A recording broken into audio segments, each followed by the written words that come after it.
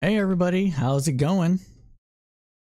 Sorry I'm a little bit late to starting. When I booted up my computer, I got a bunch of errors for my Stream Deck, saying I needed to update my net framework for some of the scripts and stuff that I do on it. So I had to do that to make sure everything was going to run properly. So we had to restart, and we were a little late getting started in the first place, so we're late, and I apologize.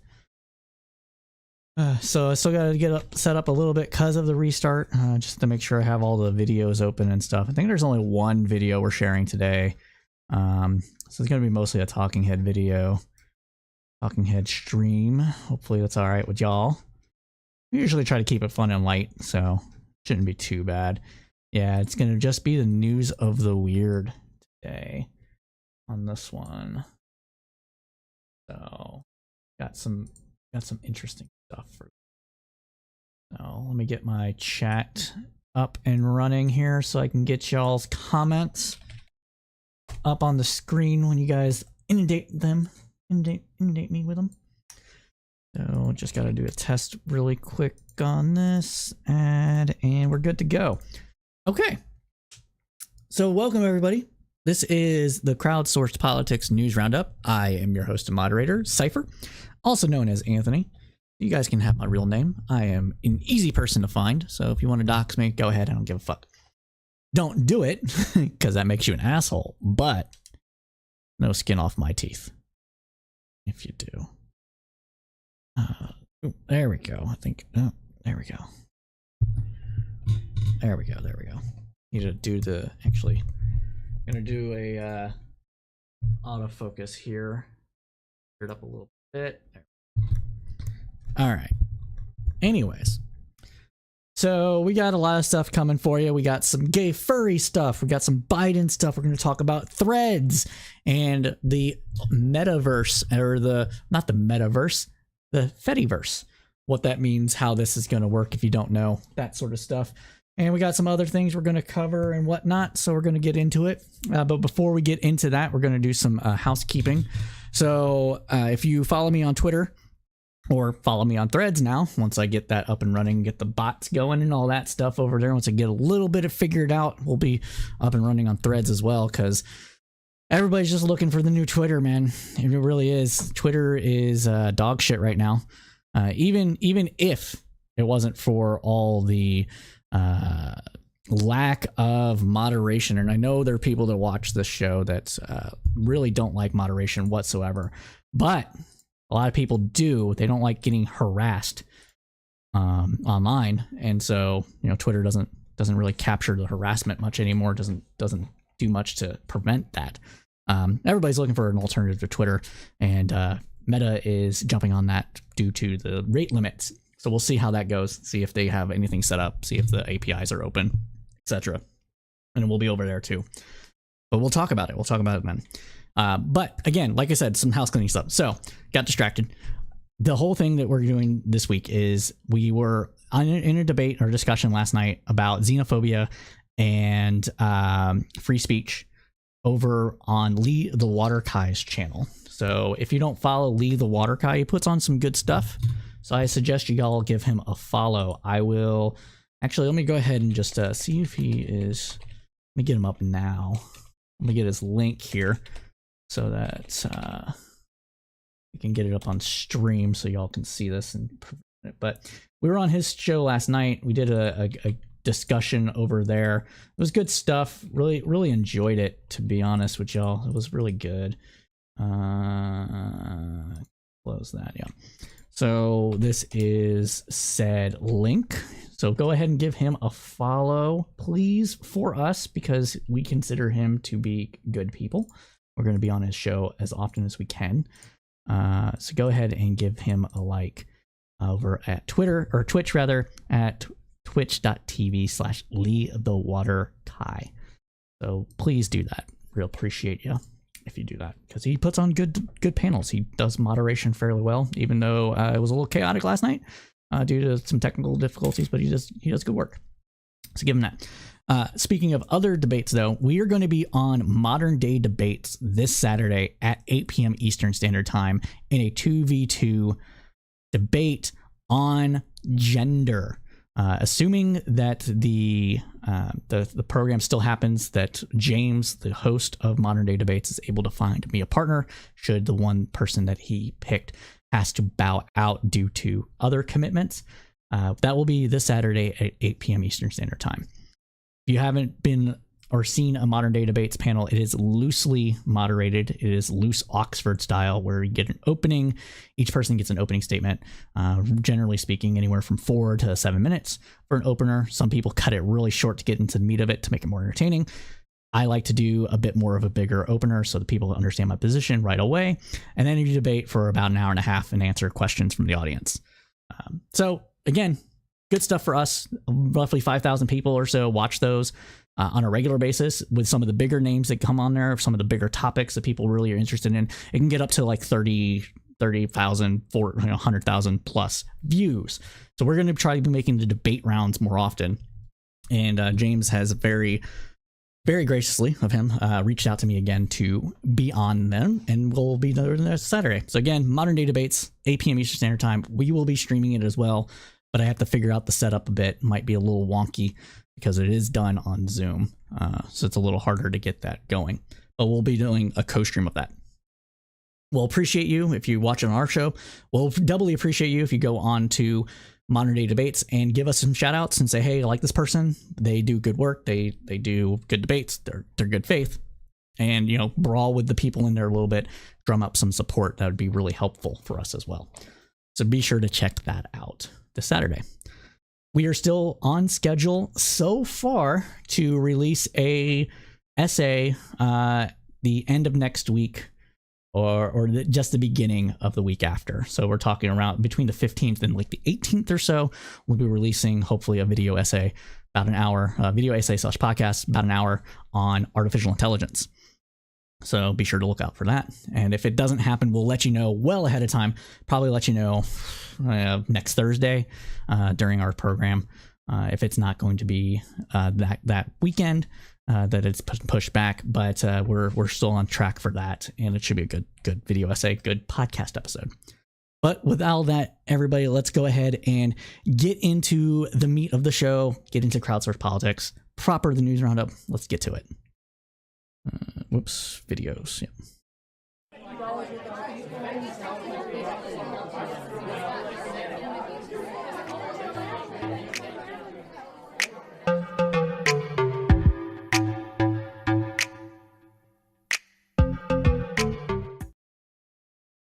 All right. So tonight we open up the newscast like we always do with updates from Ukraine. Ukraine continues its fight against Russia's illegal invasion on day 498 of the war.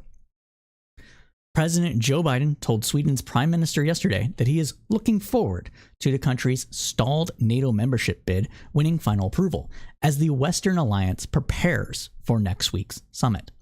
Speaking in the Oval Office, Biden said that he wanted to reiterate that he is, quote, fully supports Sweden's membership in NATO, end quote.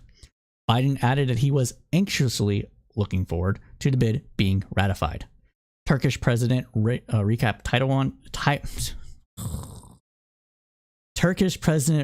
Tayyip Erdogan is the lone holdout for Sweden to join the alliance.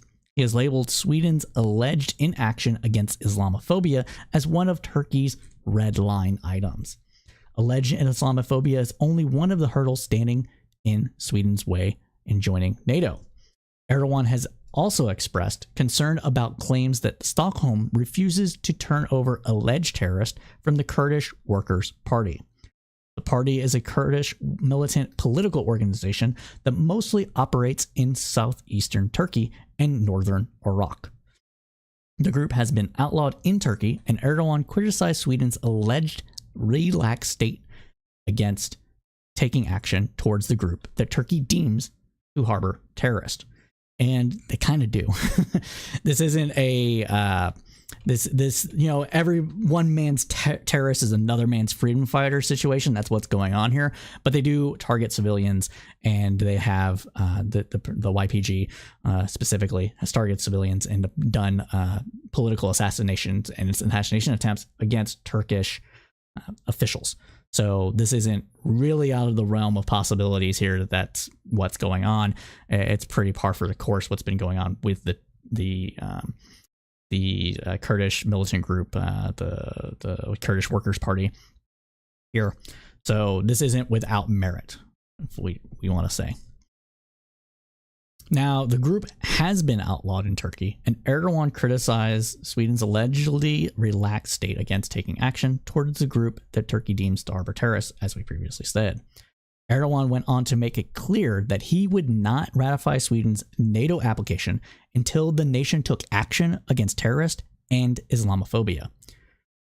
So the Islamophobia section of this is partly due to some of the anti-terrorism actions that the Swedish government has taken, which it's trying to foster a large amount of integration into Swedish society by the Muslim population that has immigrated to Sweden either through refugee status or economic settlement. Just like much of Europe, which we talked about last night, to be honest with you, they don't do integration like the United States does, or France for that matter, even though France has its own issues.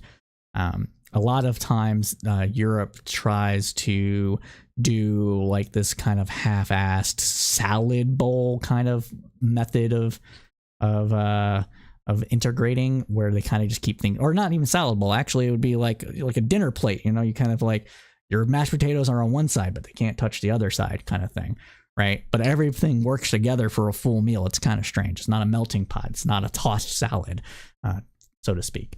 And Sweden does better on that front than some other countries, but they still have ghettoized areas that haven't integrated due to them being like, nope, you guys go over there so that you can work and live and stuff like that. And then you can integrate into society by going to school and stuff like that, but you're still over there. They don't like spread them out. They don't settle them in areas. And there's reasons for that aren't xenophobic, that aren't Islamophobic, what have you, but it causes its own problems. Anytime you have ghettoized enclaves, especially if there isn't much social support outside of those enclaves, you're going to have less integration into a society than you would otherwise. You saw it in the United States, see it everywhere. It's just the United States is gigantic, so it's a little easier to like spread people out, instead of pushing them all into one corner of the country. So that's what's going on there. Make sure you're not missing anything. I don't know how many times I click preview. Okay, let's continue on though. So NATO's expansion has already made strides in shoring up access to new territories, and their infrastructure opens ways for allies to watch and contain Moscow. Finnish construction workers are hard at work on a project that will smooth the connections from NATO's Atlantic coastline in Norway to its new border with Russia. Until February 2022, the $41 million electrification of this short stretch of rail, the only rail link between Sweden and Finland, simply promised locals a chance to catch a night train down to the bright lights of Stockholm. After Russia invaded Ukraine, though, that changed. Now Finland is part of NATO, and Sweden looks to not be far behind. As the alliance reshapes its strategy in response to Russia's campaign, the Swedish rail improvement around Torino on the Swedish border are just one example.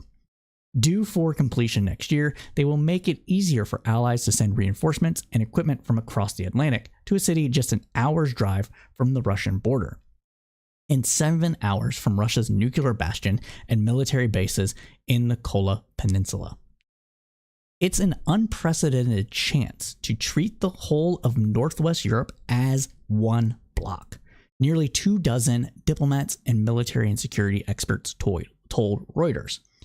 Among forces based there, Russia's Northern Fleet includes 27 submarines, more than 40 warships, and around 80 fighter planes and stocks of nuclear warheads and missiles. Data collected by the Finnish Institute for International Affairs, FIIA, shows. In a military conflict with NATO, the fleet's main task would be to secure control of the Barents Sea and stop ships bringing reinforcement from North America to Europe through the waters between Greenland, Iceland, and the UK. That's something Finland can help NATO resist. Sweden's contributions will, by 2028, include a new generation of submarines in the Baltic Sea. Fredrik Linden, commander of the Sweden's first submarine flotilla, says that will make a big difference in protecting vulnerable seabed infrastructure and preserving access. Both are currently major security headaches, as the September 22 destruction of the Nord Stream gas pipeline showed. Quote, "With 5 submarines, we can close the Baltic Sea," Linden told Reuters. Continuing on, he stated, quote, "We will cover the parts that are interesting with our sensors and with our weapons." Norway is also ordering 4 new submarines, with delivery of the first due in 2029. Both developments show how the expanded alliance will reshape Europe's security map. The region from the Baltic is this. Let me restate that. The region from the Baltic in the south to the high north may become almost an integrated operating area for NATO. Quote, "For NATO, it's quite important to have now the whole northern part, to see it as a whole piece," Lieutenant Colonel Michael Maus from NATO's Allied Command Transformation told Reuters. Maus chaired the working group which led Finland's military integration into NATO. Quote, "Without existing NATO nations, Norway and Denmark, now we have a whole bloc. And thinking about potential defense plans, it's a huge step forward. Consider it as a whole area now." End quote. This became clear in May when Finland hosted its first Arctic military exercise as a NATO member at one of Europe's largest artillery training grounds, 25 kilometers above the Arctic Circle. The nearby town, known to tourists as the home of Santa Claus, is also the base of Finland's Arctic Air Force and would serve as a military hub for the region in case of a conflict. Quote, "If you count all the forces, with Germany in the lead and Sweden and Finland coming on board, all those have really shifted the balance in the Baltic Sea quite significantly," said Nick Childs, senior fellow for Naval Forces and Maritime Security at the International Institute for Strategic Studies. Continuing on, he stated, quote, "It would make it very difficult for the Russian Baltic Sea Fleet to operate in a free way. In other words, more containment of a aggressive posture coming out of Moscow."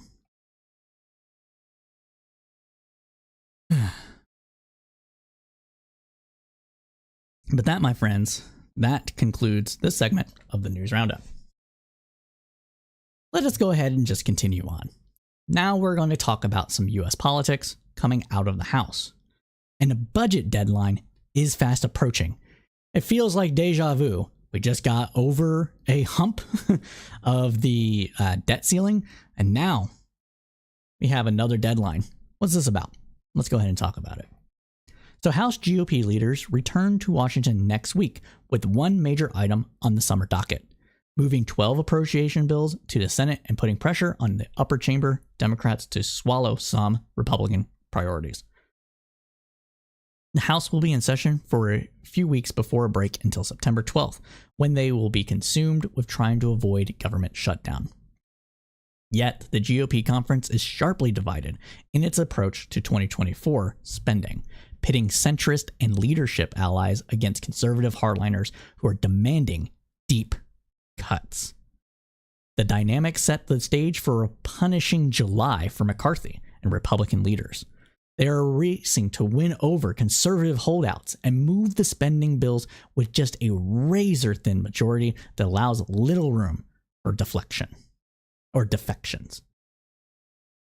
The far-right MAGA members who felt burned by McCarthy's handling of the debt ceiling package say they've taken a lesson from that fight. They're vowing to use their considerable leverage to force the speaker to hold a tougher line in the spending debate. Wonder if that will work. We'll see how much McCarthy can bend. If the government shuts down in the process, they say that's a price they're willing to pay. And honestly, it's a price that other previous shutdowns, other than the one that I think happened the one that happened in 96 was kind of bad. But the one that happened in 2010, other than those, the recent government shutdowns have not been that bad because they've cut out a bunch of carve-outs that would affect regular day folk. Keep shutting down parks, no one really cares about that. I care about that, but regular people don't. And they made sure the military still got paid. They made sure that the Social Security check still went out. All that stuff, right? So it didn't feel painful, despite the fact that the government just wasn't operating. But let's continue. The factors highlight the tenuous grip McCarthy has on his conference, heighten the threat to his speakership, and increase the odds of a government shutdown later this year. Central to the fight is a promise McCarthy made to his conservative... Let's start that over. Central to the fight is a promise McCarthy made to conservative as a coalition of winning their support. Okay, that's the problem. I'm going to reread that. Okay. So central to the fight is a promise McCarthy made to more conservative members as a condition of winning the support for his speakership to fight to cut next year's spending back to last year's levels. McCarthy, backed by the top GOP appropriators, says they're ready to make good on that promise. But the conservatives are skeptical, accusing the speaker of using budget gimmicks known as recessions to disguise higher levels of spending, a strategy the hardliners say they oppose. McCarthy met with members of the far-right Freedom Caucus just before the recess. McCarthy met with members of the far-right Freedom Caucus just before the recess in an effort to convince them that he shares their deficit-cutting goals. But no agreements were made, and the MAGA members left the meeting unconvinced of McCarthy's commitment to steep cuts that they are demanding. This is clear evidence that GOP leaders will lack the votes to pass their bills. But McCarthy and his allies remain optimistic that they can move the 12 spending bills in time to avoid short-term spending patch in September. As the House marked up spending bills below the levels agreed to in the debt limit bill, the Senate kicked off the appropriations process using the numbers from the original agreement. This puts the two chambers on a coalition course and further raises the chances of a government shutdown. At least one moderate House Republican, however, predicts that the Senate will prevail in the chamber versus chamber battle, which would deal a blow to the hardline conservatives and likely spark a right-wing headache for McCarthy.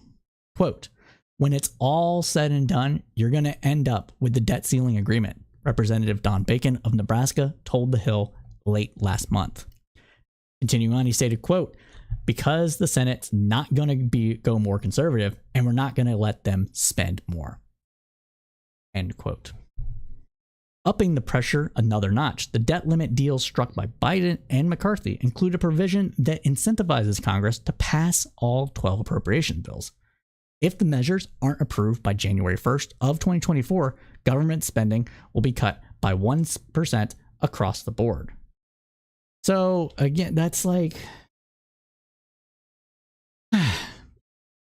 the problem with these kind of like across the board spending cuts. 1% is not that much. It doesn't seem like much, but every dollar the government doesn't spend is one less dollar circulating in the economy. And that means one less dollar in your pocket, right? I mean, not your pocket, but you get what I'm saying. And so that can actually have a recessionary impact on the economy. Who's going to get blamed for that? Why are we playing these games? There's no need to do any of this. Just pass bills, dude. You don't need these like stupid debt ceiling fights. You don't need these. You can fight over appropriations, but there's just no need to like threaten a economy the size of the United States all over some ideological headaches that you might be feeling. It doesn't make any sense. It really, really doesn't. It's just, I don't know. Let's continue on though. So far, the House Appropriations Committee has cleared half of the partisan bills with hopes of approving the remaining 6 bills in the coming weeks. The failure of House Republicans to pass their partisan appropriation bills as a starting point in the coming negotiations with the Senate would diminish the GOP's leverage in that battle. Republican leaders have credited House passage of their previous partisan plan to raise the debt ceiling, along with proposals to slash trillions of dollars in government spending, as a key in getting Democrats to swallow some of those cuts. The final bipartisan plan was much more modest than the proposed initially, passed by Republicans in late April. However, GOP leaders say party unity was critical in strengthening McCarthy's hand at the negotiating table with Biden. This is true. If they showed a united front without anybody backing away from the vote, then they had more leverage to bargain, because that means that it wouldn't pass without everybody, but that's not what happened, right? McCarthy delivered delivered 149 votes in favor of expanding the debt ceiling, which honestly, the way they did it was actually pretty good. Not the concessions, but the way they expanded the debt ceiling. They basically said this doesn't have a dollar amount until 2025, basically, after the October election in 2024, November election rather. And so if the government just spends, the Treasury has the authority to just borrow whatever it needs to meet its current spending commitments. It's a good way to do it, honestly, to just get rid of the debt ceiling. But McCarthy didn't show up, really. He didn't get the votes that he said he was going to get. The bill still made it to the floor, I guess. But did they have that much leverage? I don't really think so. Now, to achieve those same unity in the spending debate, though, the speaker must toe a difficult line in the weeks ahead as he works to secure more pull in the future talks with Democrats. And we shouldn't assume that he's going to be able to do that, because a government shutdown isn't as catastrophic, as we previously said, as much as a government default. And Republicans don't really care if the government doesn't function. As long as the military is getting paid and their base of boomers are getting their Social Security checks, what do they have to lose? They don't care about government doing anything else. Oh, the military still has to show up? Okay, well, there you go. They don't lose the police. The police still have to show up. They're required to. They don't lose the police. And those are the only ones that really care about when it comes to government spending. So there you have it. So I would not be surprised if we do see a government shutdown, with the carve-outs for the military, probably police. By police, I mean like ATF, FBI. Well, maybe not the FBI, actually. Yeah. You know what? ATF and FBI might not get paid during this. I can see that. But the military will get paid. And Social Security checks will still go out. So it's not going to be that painful to the average person. It still sucks for the economy, because all the other government workers are going to be furloughed. And there's a lot of government workers. Government is fairly large, as it needs to be, in order to administer itself. Like, if you're going to have regulations, you got to have people to regulate. And that is going to have negative impacts on the economy, regardless of what they say. It doesn't suddenly mean that the government's not taking people's taxes, right? It doesn't mean that that's happening. That's all automatic. So it's just less money in the economy, bro. Just less money. That concludes this segment of the News Roundup. Now, this is an interesting little tidbit that just happened this week. And this is funny because it seems that spat between Marjorie Taylor Greene and Lauren Boebert has gone nuclear. And what do I mean then that? Well, here's what happened. Georgia Representative Marjorie Taylor Greene is no longer enough of a hardliner for the House Freedom Caucus. Freedom Caucus Representative Andy Harris told political reporter Olivia Beavers that he is. No, I'm sorry. Georgia Representative Marjorie Taylor Greene is no longer enough of a hardline right-wing lawmaker for the House Freedom Caucus. Freedom Caucus Representative Andy Harris told political reporter Olivia Beavers that it is his understanding that Greene is no longer a member of the caucus after it took a secret vote on her expulsion last month. Beavers says that Harris also called it an appropriate action and cited her debt deal vote, support for McCarthy, and criticism of other caucus Republicans.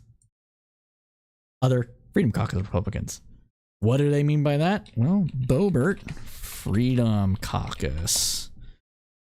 Well, yeah, Boebert is part of the Freedom Caucus. Yep. That's when we got this. So Marjorie Taylor Greene appears to be a moderate in the GOP now. That's just bonkers, man. That is just well beyond the pale about how far to the right the Freedom Caucus really is. And they're not really about freedom, right? That's just the name they give themselves. Some ideological weird bullshit. But that's what we have. And that's just funny. So with that concludes this segment of the News Roundup. Now let's move over to the Senate. There's a qualitative difference between using legislative tools and abusing legislative tools. Watching some senators take advantage of the chamber's informal rules on procedural holds clearly offers evidence of the latter. Last week, the News Roundup covered Alabama Republican Tommy Tuberville's blockade against U.S. military promotions because he is upset about the military's abortion policy. But Tuberville isn't the only Republican senator abusing these tools. He's not the only senator, rather, abusing these tools. Democratic Senator Joe Manchin of West Virginia is standing in the way of the EPA nominees because he's upset about an environmental policy he helped write and is being implemented. Republican J.D. Vance recently joined this misguided parade, announcing blanket holds on Justice Department nominees in response to federal prosecutors having the audacity to charge Donald Trump with multiple felonies. Quote, I think that we have to grind this department to a halt until Attorney General Merrick Garland promises to do his job and stop going after political opponents, the Ohio freshman declared. Indifferent to the fact that Garland is already doing his job. 2, the Attorney General isn't going after his political opponents. But the list keeps growing. According to the Wall Street Journal, Vance told the Journal he's placed holds on according to the Wall Street Journal, Vance told the journals he's placed holds on nearly 30 nominees, including the White House nominee to the African Union, career diplomat Stephanie Sullivan, because the senator considers her work to be woke. Kentucky's Rand Paul, meanwhile, is standing in the way of the State Department's nominees, including nominees for ambassador, because he's looking for evidence related to COVID theories. Not to be outdone, the same report added that the junior senator from Texas, Ted Cruz, has held up would-be Assistant Secretary of State. Taken together, Foreign Policy magazine last week summarized, quote, dozens of important national security posts are now sitting empty at a dangerous era in U.S. foreign policy due to Republican congressional holds as threats proliferate from Russia's war in Ukraine to China's rise as a global superpower. And they're all being done for cultural war bullshit.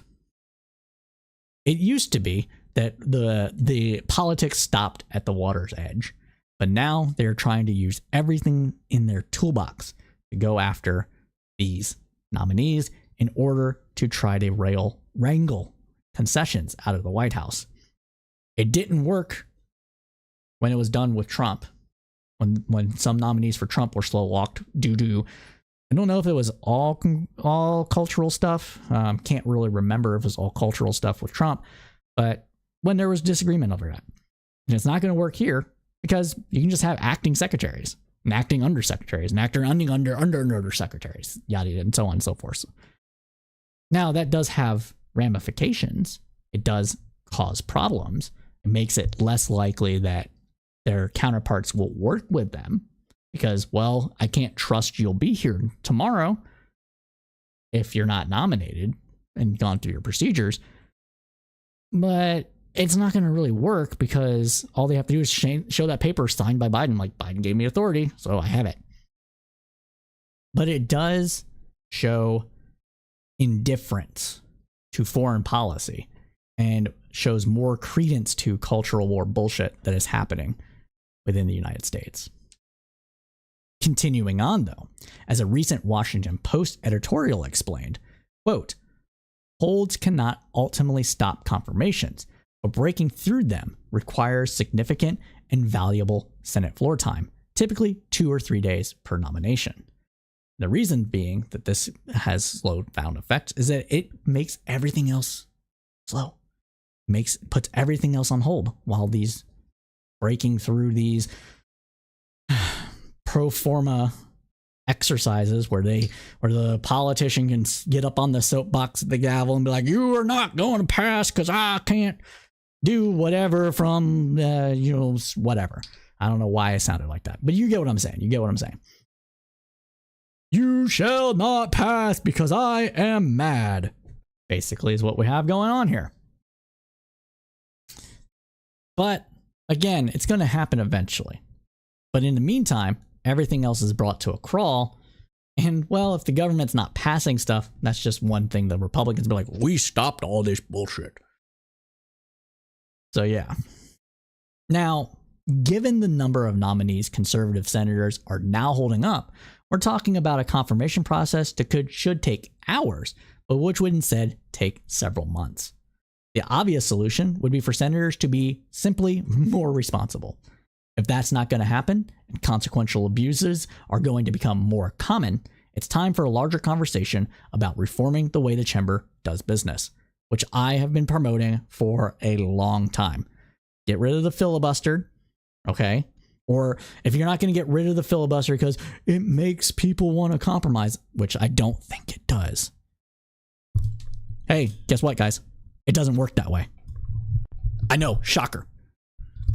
But if we're going to assume that it does, at least make it to where they have to keep a hold of the floor for hours on end. Like Mr. Smith Goes to Washington style. At least do that. These old people, they're some of these people in the Senate are like in their 80s. They can't maintain that level of stamina. Get out of the way. That's all I'm saying. And then these procedural hurdles, they shouldn't have one person on the Judiciary Committee or the Foreign Affairs Committee shouldn't be able to hold up nominees. They should still get their hearing. Right? They should still be like, okay, oh, you object. Okay, objection heard. We're having the hearing tomorrow, and we're only going to do it for 6 hours. That's enough time. Everybody on the, 12? So we'll do it for 12 hours. Everybody gets, we'll do it for 6 hours. Everybody gets 30 minutes of speaking time. Your 30 minutes are up. Should have been more concise. That's all I'm saying. And Democrats, for their part, according to The Hill, say they are ready to take another look at rules reform because they're allowed to do that. They still control the Senate. They can do it. So we'll see. And in that effort, we will be watching it, and we will inform you all of what happens on this program every Thursday at 8 p.m. Eastern Standard Time. But with that, my friends, that concludes this segment of the News Roundup. Wow, we are just blowing through it today. We're already going almost halfway done. This might be a short newscast today, everybody. A little light on the news because Congress isn't in session, and some of the stuff that we talked about last week, there's not. It's been a slow news week. So it'll be just a little bit, when it comes to politics. But we have a lot of stuff we can take. We have a lot of stuff we can do. Actually, what did I do here?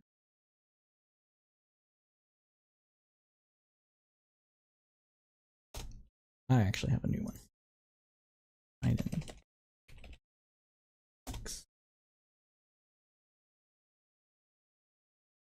All right, we're getting up a video.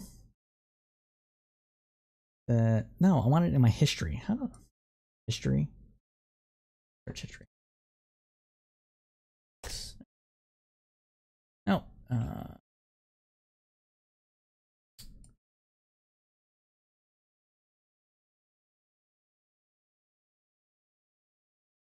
Here we go. So, before we get into this, no, shush, Obama. I don't want to give Biden money. Not yet, anyways. Okay. All right. So, we got some good coverage here on the whole Bidenomics thing. But before we get into the Bidenomics, if there's things you want to hear on the news roundup, there's numerous ways to get a hold of us. First off, you can get on our Discord. Y'all, you should really join the Discord. I'm putting a lot of fucking work into the Discord. And by that means, I mean I'm building bots to present news that you might care about.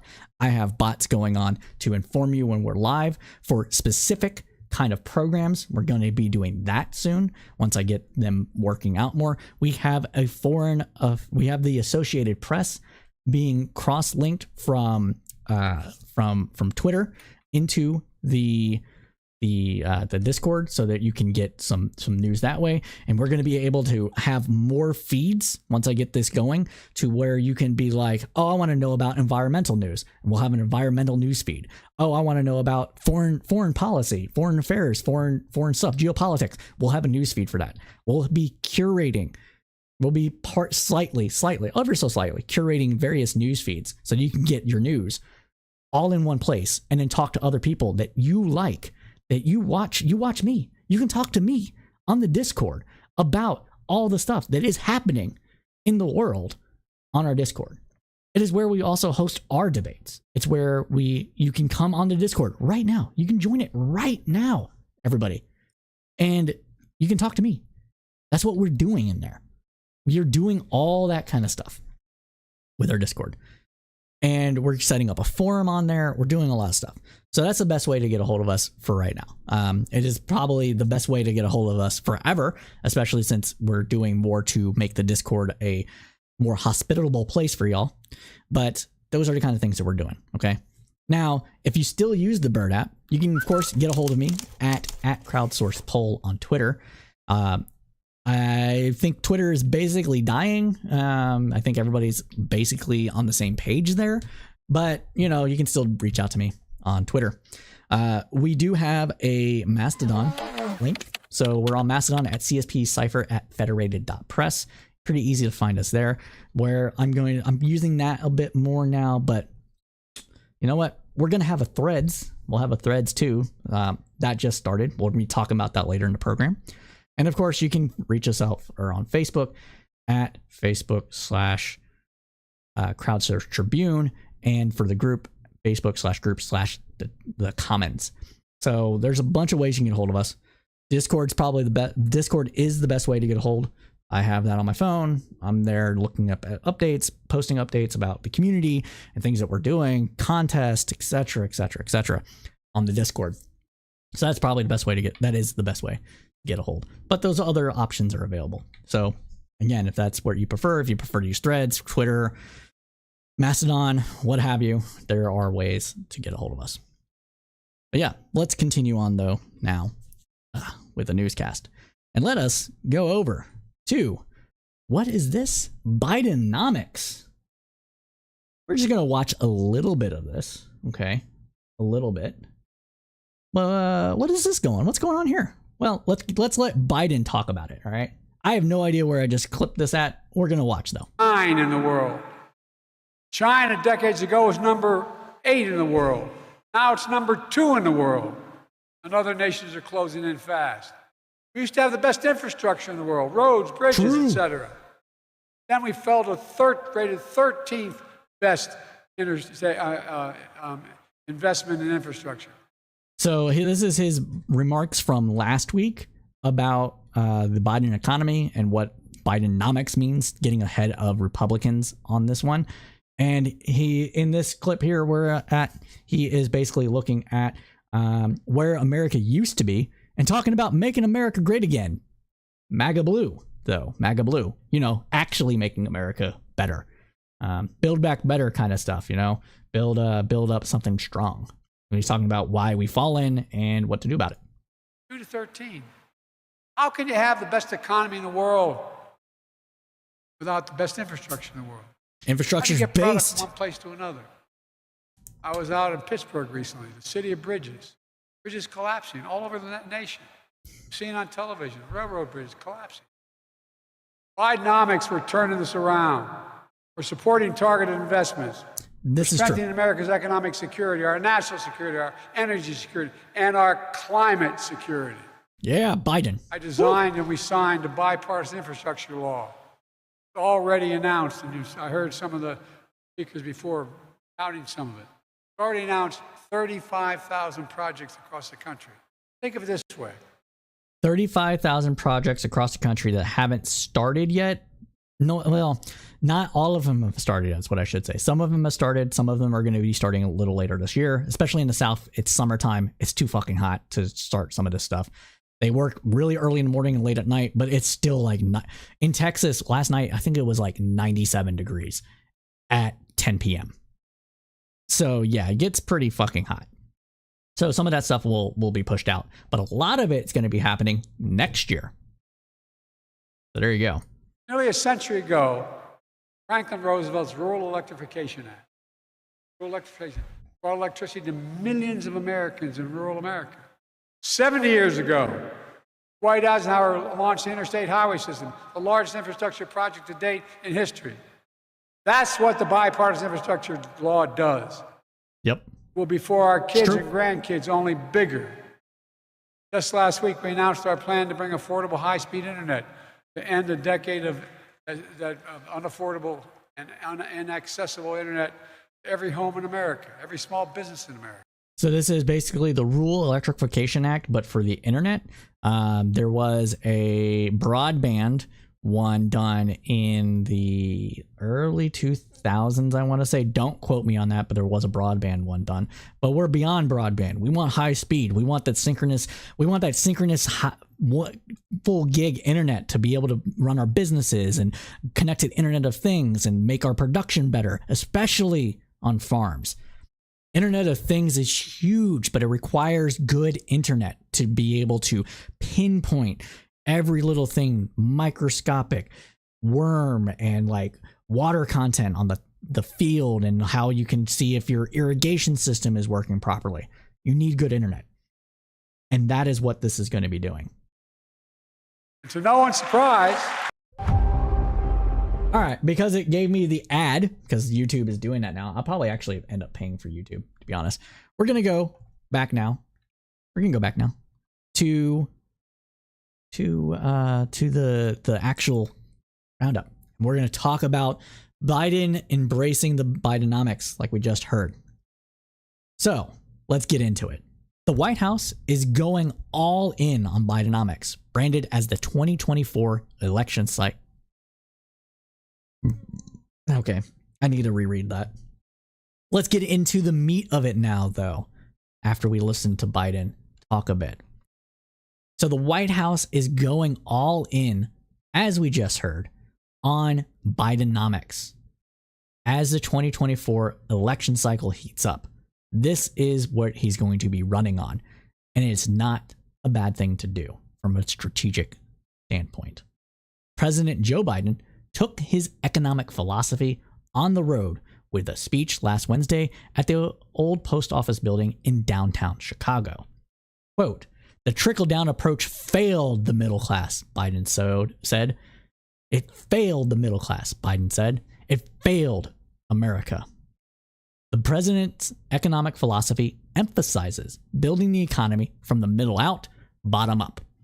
In the 35-minute address, some of which we just watched, Biden touted the jobs and investments created as a result of the bipartisan infrastructure law and Inflation Reduction Act. The official push by the White House on Biden's economic message comes as polls show that the president is underwater with voters on economic issues after a year of persistent inflation, which has recently eased, and high interest rates. Lying prices go up, the economy must be doing badly. That's how people feel because they can't spend and buy the things that they want because they're being squeezed. It makes perfect sense. It's unintuitive that prices going up is actually a sign of economic betterment, globally speaking, even maybe in the country. But that's what it actually shows, and we're going to talk about that a bit more. Now, for their part, Republican presidential hopefuls frequently hit Biden over the economy, accusing him of fueling higher prices with big spending packages and harming corporations with so-called woke policies. An ABC Washington Post poll last month found that Americans 54-36 said President Donald Trump did a better job handling the economy when he was in office than Biden has done so far. The economy did get destroyed by COVID. Yes, we can acknowledge that that was true. But he didn't handle the economy very well at all. This is just like when the economy does well, the president gets all the credit. And when the economy does bad, he gets all the blame. And that is essentially what we're seeing here. People remember that in 2018, the economy was going pretty good. We were getting fully out of the Great Recession, was actually showing up around 2015. I said way back then in 2015 that it doesn't matter who wins the presidential election in 2016, they will get unearned credit for an improving economy. I put out an entire Twitter thread capturing every single positive metric that was coming out between 2013 and 2015, showing that the economy was getting better and it was going to continue to improve. Everything from inflation numbers, consumer confidence numbers, job hiring numbers, investment into the future numbers, all this stuff. We were poised for a roaring economy because of all that stuff and demographics. And we're seeing the benefits of both of those play out. We saw them play out between 2018 and COVID, basically 2017, we'll say, and COVID. And we're seeing some of that play out now, but with the drag on the economy from inflation due to labor shortages and the entire economy basically getting reconfigured from COVID spending, from people buying stuff to buying experiences and flopping on that back and forth and the like. 4 million people, roughly, the economists estimate that anywhere between 4 million and 6 or 7 million people, less people are in the labor force than would have been otherwise due to COVID. A combination of less immigration, illegal and otherwise, long COVID, and death from COVID. All that is because of COVID. All of it. Even despite the fact that Trump was very anti-immigration and some of the immigration did stop due to some of his policies, those vast majority of those less people coming into the country is due to COVID stopping people from immigrating. So that is what we're seeing here. Biden's getting the blame for that. He deserves some of the blame for some of the inflationary things that was pushed for. Maybe the $2,000 check to everybody shouldn't have gone out. I don't personally think that had much of an impact on the general economy, as a lot of people are saying. I think what had more of an impact is that people basically, everybody pumped and dumped stocks back in the day, during COVID. And that had some things to do with it. A lot of people retired early, so that has something to do with it. People exited the workforce earlier than expected due to severance packages and having enough retirement savings and the gin up of the stock market due to Fed policy. I think those things have more to do with the fact that we had inflation, but not as much as the entire supply chain being basically destroyed for 3 years. It wasn't until the beginning of this year, or the end of last year, beginning of this year, where we really saw the supply chain come out of its miasma, coming out of this miasma caused by COVID. And, China shut down, so that had a problem. The war in Ukraine caused food prices to spike. It caused the price of oil to spike. And it's just now seeing this year, a lot of that start to tumble down and get reassessed, which is why you're seeing both core inflation and core versus what? I forgot. Let me look this up real quick. Yeah. CPI. I think it's core and CPI. Yeah. Yep. Yeah. Okay. So between even core inflation, this is why you're seeing both core inflation and CPI inflation fall. You're seeing CPI fall a bit faster than core inflation. And that's why we are seeing things, not prices coming down, but prices not going up as much, and deep discounts coming on some goods to move product along. So a lot of this is COVID related, and it's just now starting to come out. Once that is fully adjusted for, and it might not be fully adjusted for another year. That's how bad the supply chain was and the labor shortage has been. Once that's fully adjusted, then you'll see inflation return to roughly 2%. It might be a little higher, might be around 3%.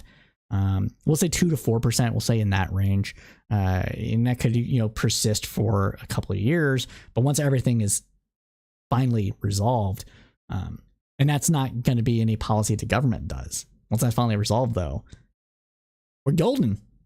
We got this giant demographic bubble from both elder millennials, for just millennials in general. The youngest millennial is, what is it, 1996, so 2023 minus 1996. The youngest millennial is 27. Family formation happens between the ages of 20, typically speaking, between 24 and 32. Okay, it got pushed out a bit more for millennials, so we'll add 3 years on that. So we're talking 20 again, like 27. We'll say 27 to, what was it? I said 32, so 35. That is a boon to the economy. Family formation is a boon to the economy. People having kids, people buying houses. A lot of millennials bought houses during the pandemic. I was one of them. It wasn't because of the pandemic that I bought my house. I bought it right before it happened. But that's what we're seeing here. And all this stuff is poised to take effect this year and next year. And it will stop around 2028. That's when we have this lull period due to millennials aging out of family formation. Okay. 2028 or so. And the cohort, the Zoomer cohort, the elder Zoomer cohort being smaller. So we're going to see this trough happen, and then it's going to come back up once the Zoomers are a bit older.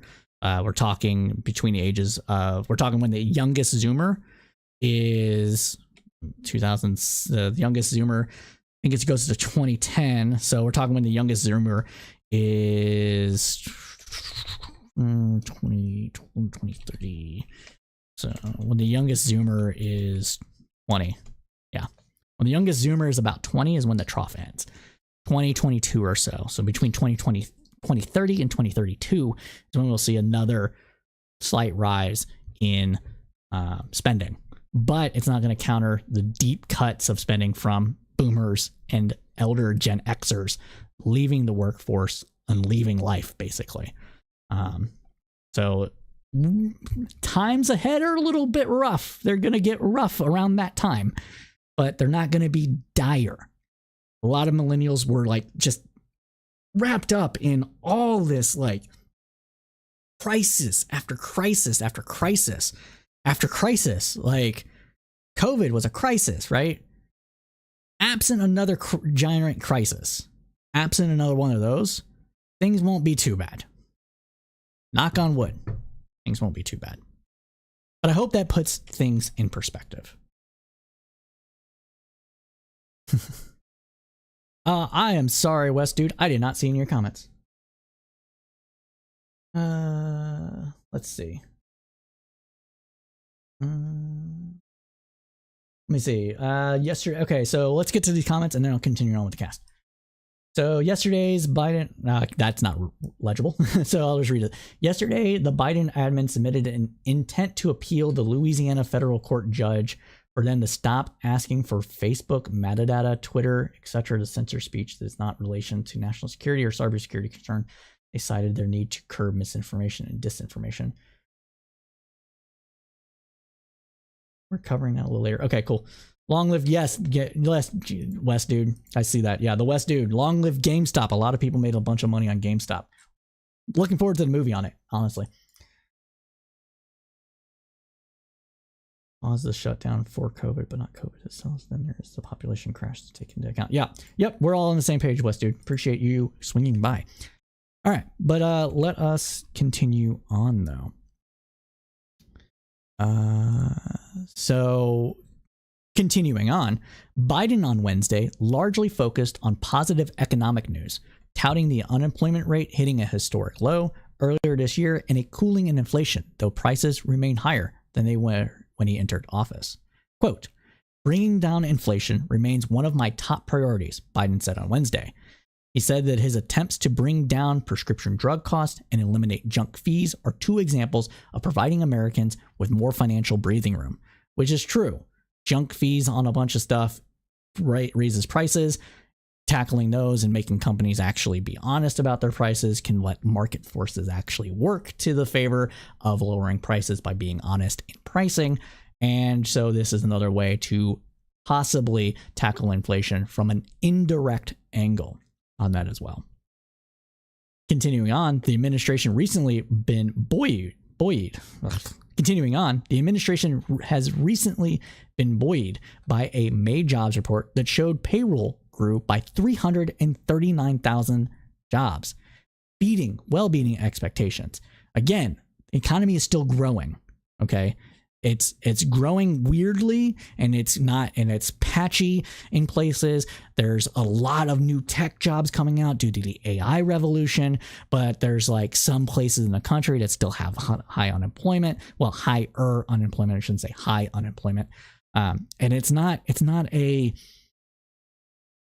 like middle class jobs, like solidly middle class jobs are growing, and so are poor jobs.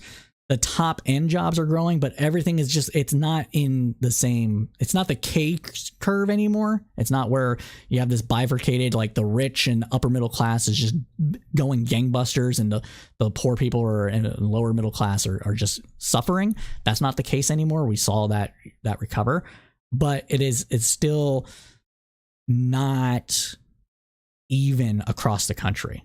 There are some places in the country that are experiencing a slowdown more so than other places, or experiencing slower growth, I should say, than other places. Every place seems to be growing. It's just some are growing faster than others. And that sucks. It really sucks for people who live there. Now, despite all this inflation that's happening, though, consumer prices rose 4% in May compared to a year ago, which is also a better figure than anticipated, and down from the 40-year high of more than 9% last year. Again, we on this program predicted that this would happen. I already said it would be about a 4% price range in this. We're going to see 3%. If it continues on, we'll see 3% by the end of the year. Fed doesn't have to do anything anymore. But despite all that, Biden said that, quote, I am not here to declare victory on the economy, but we have a plan that is turning things around incredibly quickly, Biden said. We have more work to do. And that more work is going to come along from the Inflation Reduction Act, the CHIPS Act, the Inflation Reduction Act, CHIPS Act, and the infrastructure bill. All that money, like we said earlier, all that money, a big portion of it is being allocated next year, right before an election. And that allocation leads to jobs. Jobs lead to economic growth, especially when it comes to infrastructure, because infrastructure employs every factor of the economy.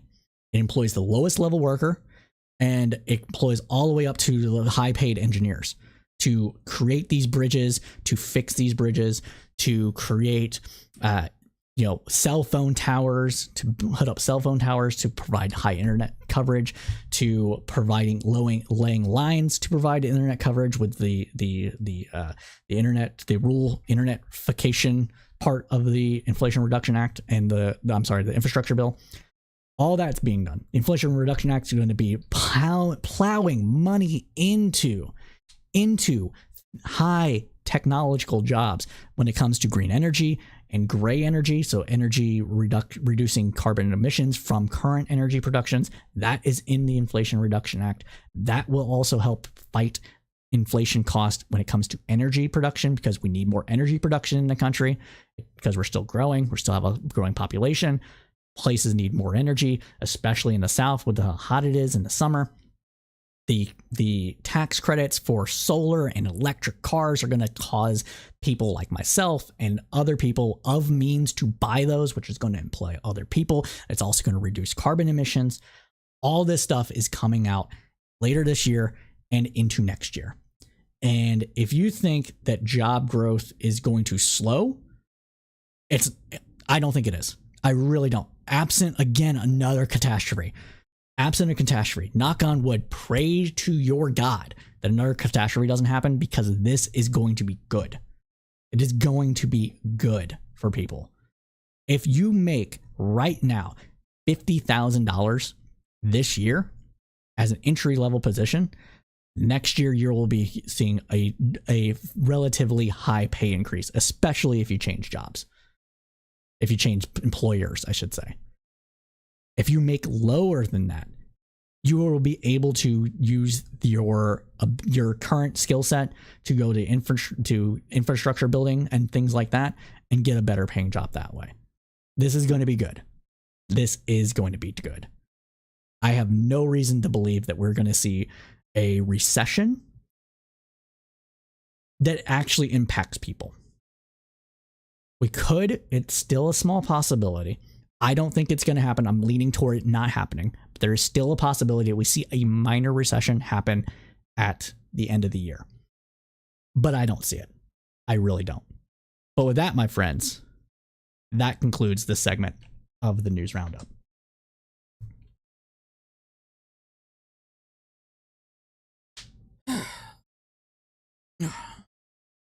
Shoot, I don't have water. That's fine. Oh, thank God. Did you hear that crack in my neck? Jesus Christ. Oh, by the way, everybody, if you need closed captioning, we have it going again. It's working. It works perfectly fine for my own program. It is live captioning right now. I can actually show you here.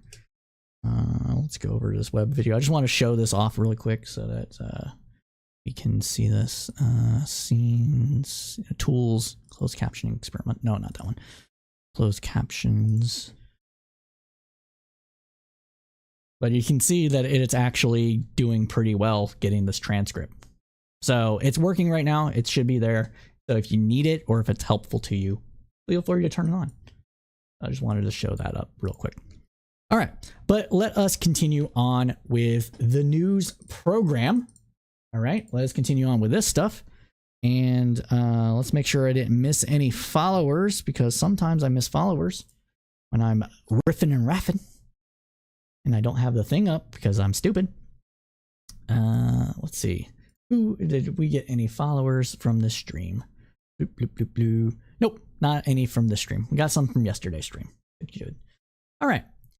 Well, let's continue on again. Like I said, let us continue. Oops, no. Shoot. No, stop. Nope. Gotta close out of Discord. Accidentally activated my script. No. All right. Anyways, let's continue on with the newscast. Sorry about that. And now we're going to talk about a Trump-appointed judge issuing an injunction? What is this? What is going on here? I don't know. My script is not... Oh, come on. All right. I'm sorry, everybody. We have to wait until the script is done. because I don't know how to stop it. I apologize. I'm sorry. I'm sorry.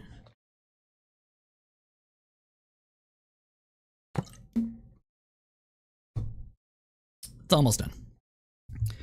I have this little script that I use my Stream Deck to tell everybody in every single channel that likes me when I'm live. It's about 20 channels or so, and so I accidentally triggered that instead of what I meant to trigger, which was the fact that I wanted to add a marker to Twitch to download later. All right, now we're actually going to continue on here. So we got some interesting stuff here. We got Trump-appointed judge issuing an injunction on free speech. What's this all about? Well, let's go ahead and get into it. So the tension between valuing freedom of speech and whether and how to protect a society from false or malevolent speech is worth a serious good faith debate. How do we apply laws against defamation, for instance? Should we put curbs on deliberately misleading ads? What kind? How? And enforced by whom?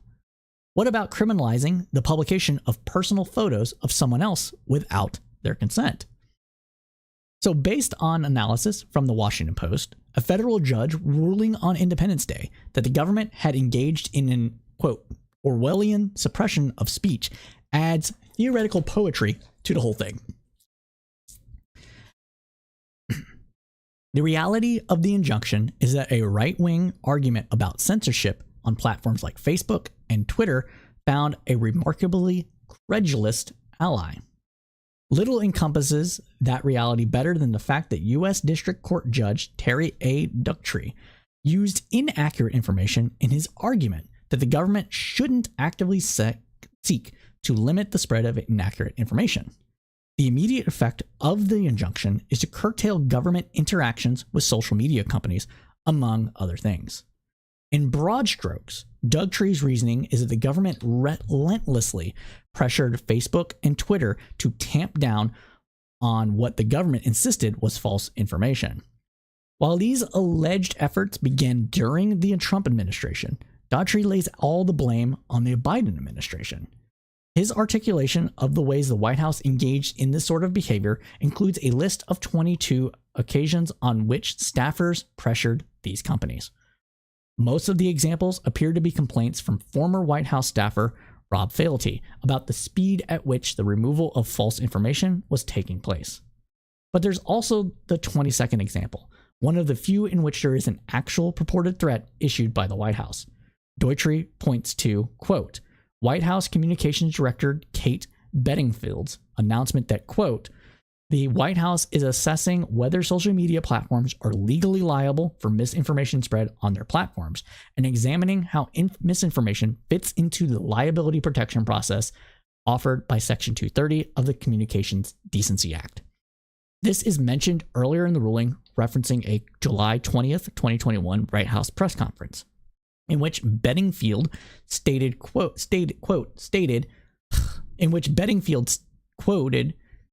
that the White House would be announcing whether social media platforms are legally liable for misinformation spread on their platforms. This is honestly contrary to the entirety of what Section 230 is. And this would be, honestly, the Republicans in the House should probably get on board with this.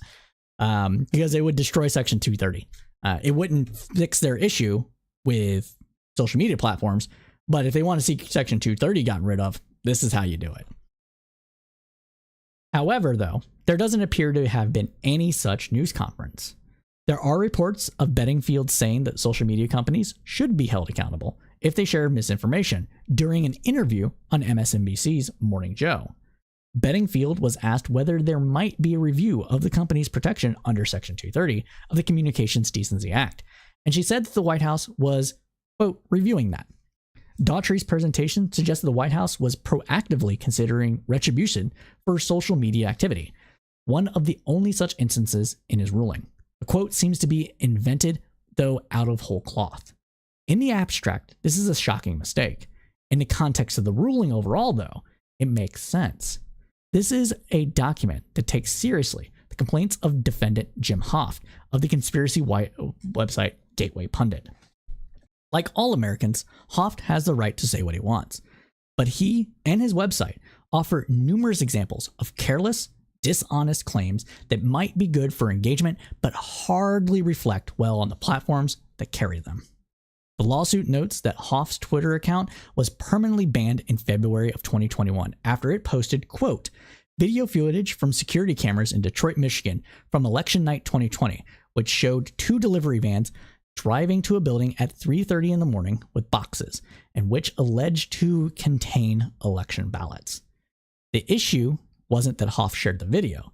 It's that the site claimed without evidence and inaccurately that this was evidence of fraud. Full stop, it was not.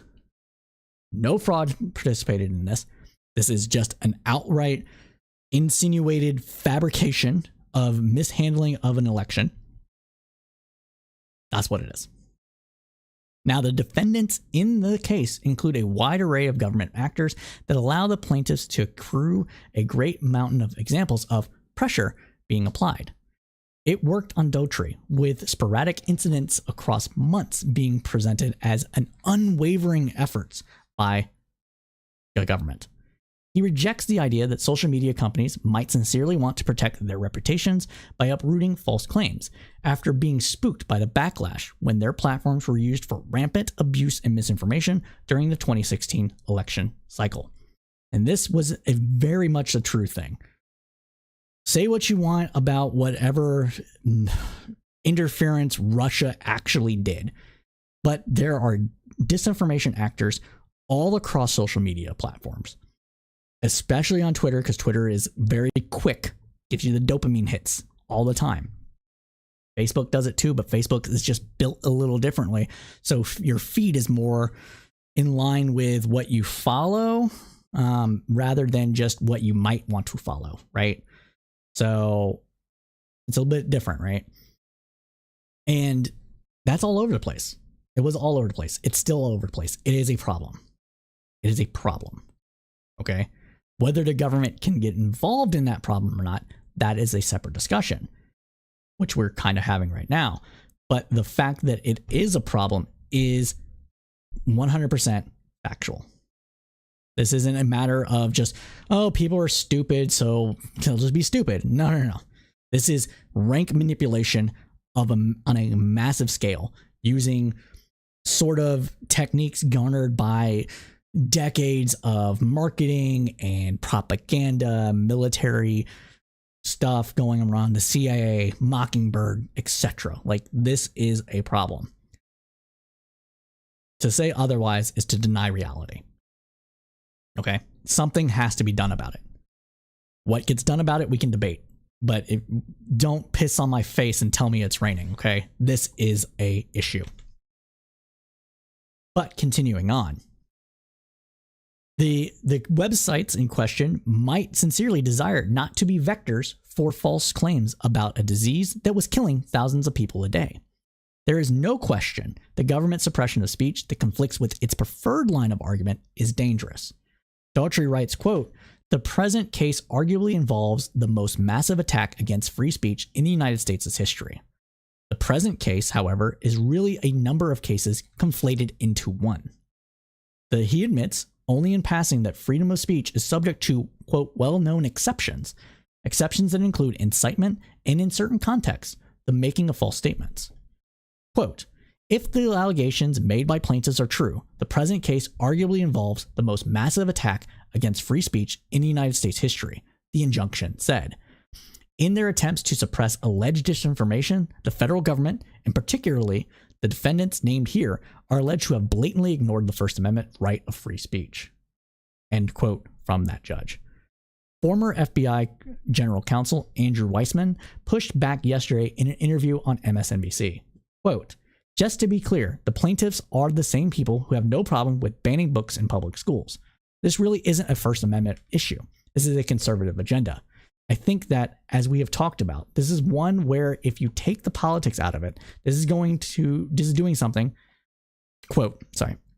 I think that, as we have talked about, this is one where if you take the politics out of it, This is doing something that's such a harm to our society. The Biden administration has already filed a notice of appeal.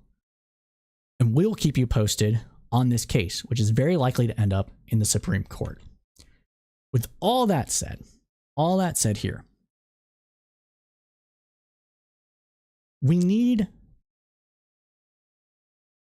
I don't want to see Section 230 gotten rid of. I think Section 230 is the only thing that allows social media companies to exist. And I very much like arguing on the internet to the point that it's bad for me. Okay?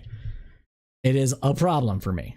So, hey, you release me from this death prison, so be it, I guess.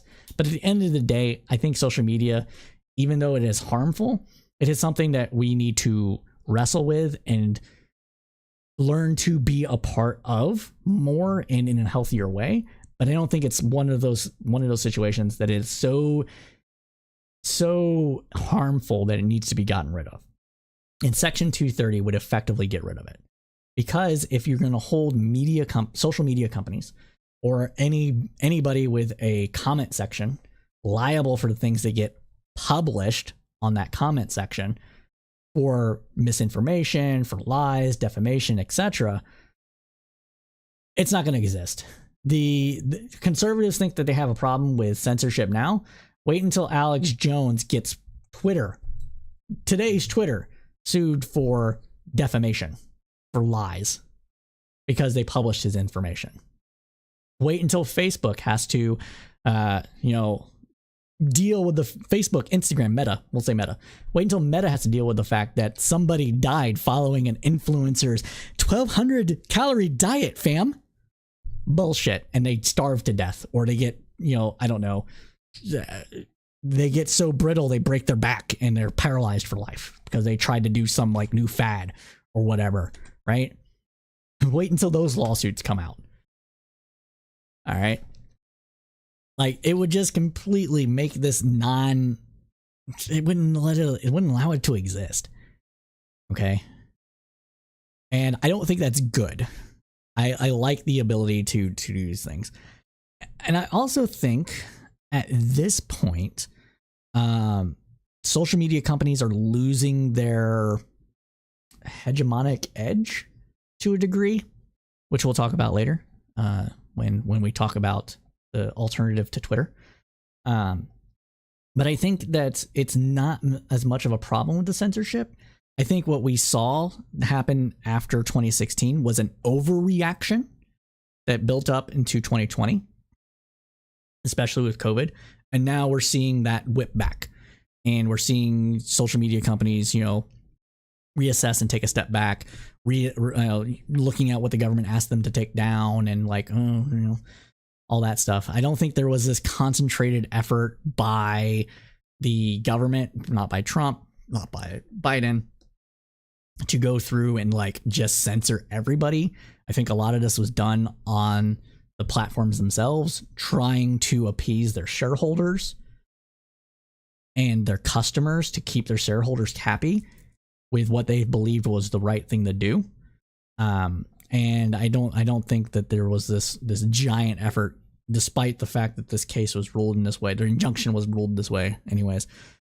Despite all this information that came out with the Twitter files, which honestly was not much, in my opinion. I read them all. The Twitter files were kind of a bust, in my opinion.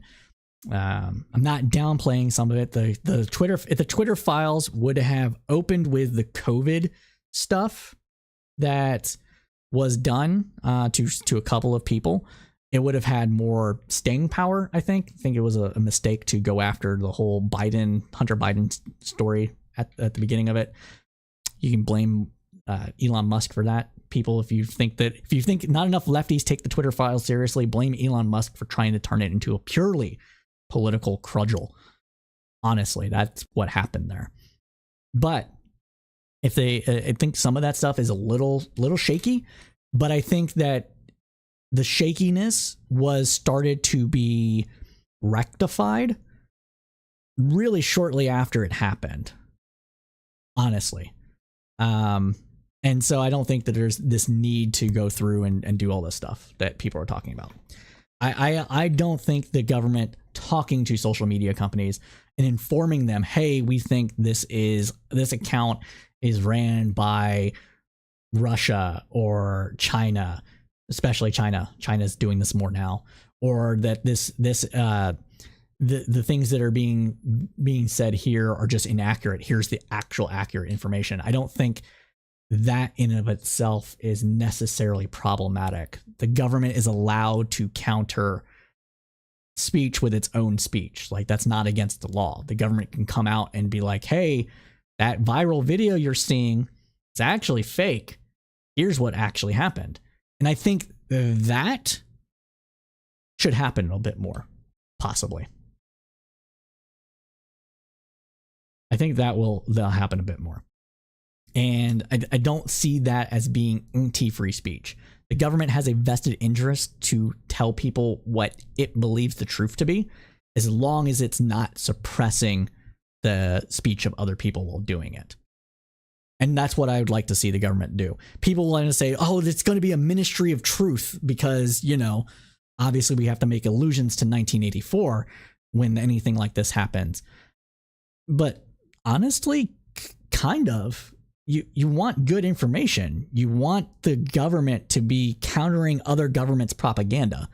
You want there to be you want the CDC to exist with all the data that it has and sharing that openly. There's nothing wrong with that. So that's just where it is. Maybe it isn't me. I've been on Threads for about 2 hours today, checking it out. We'll be talking about that later. But if you like Instagram, you'll probably like Threads. So. All right. But my friends, that continues. That concludes this segment of the News Roundup. Now we have to move on to the economy.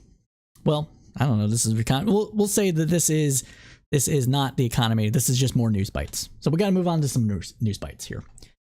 And wait, what?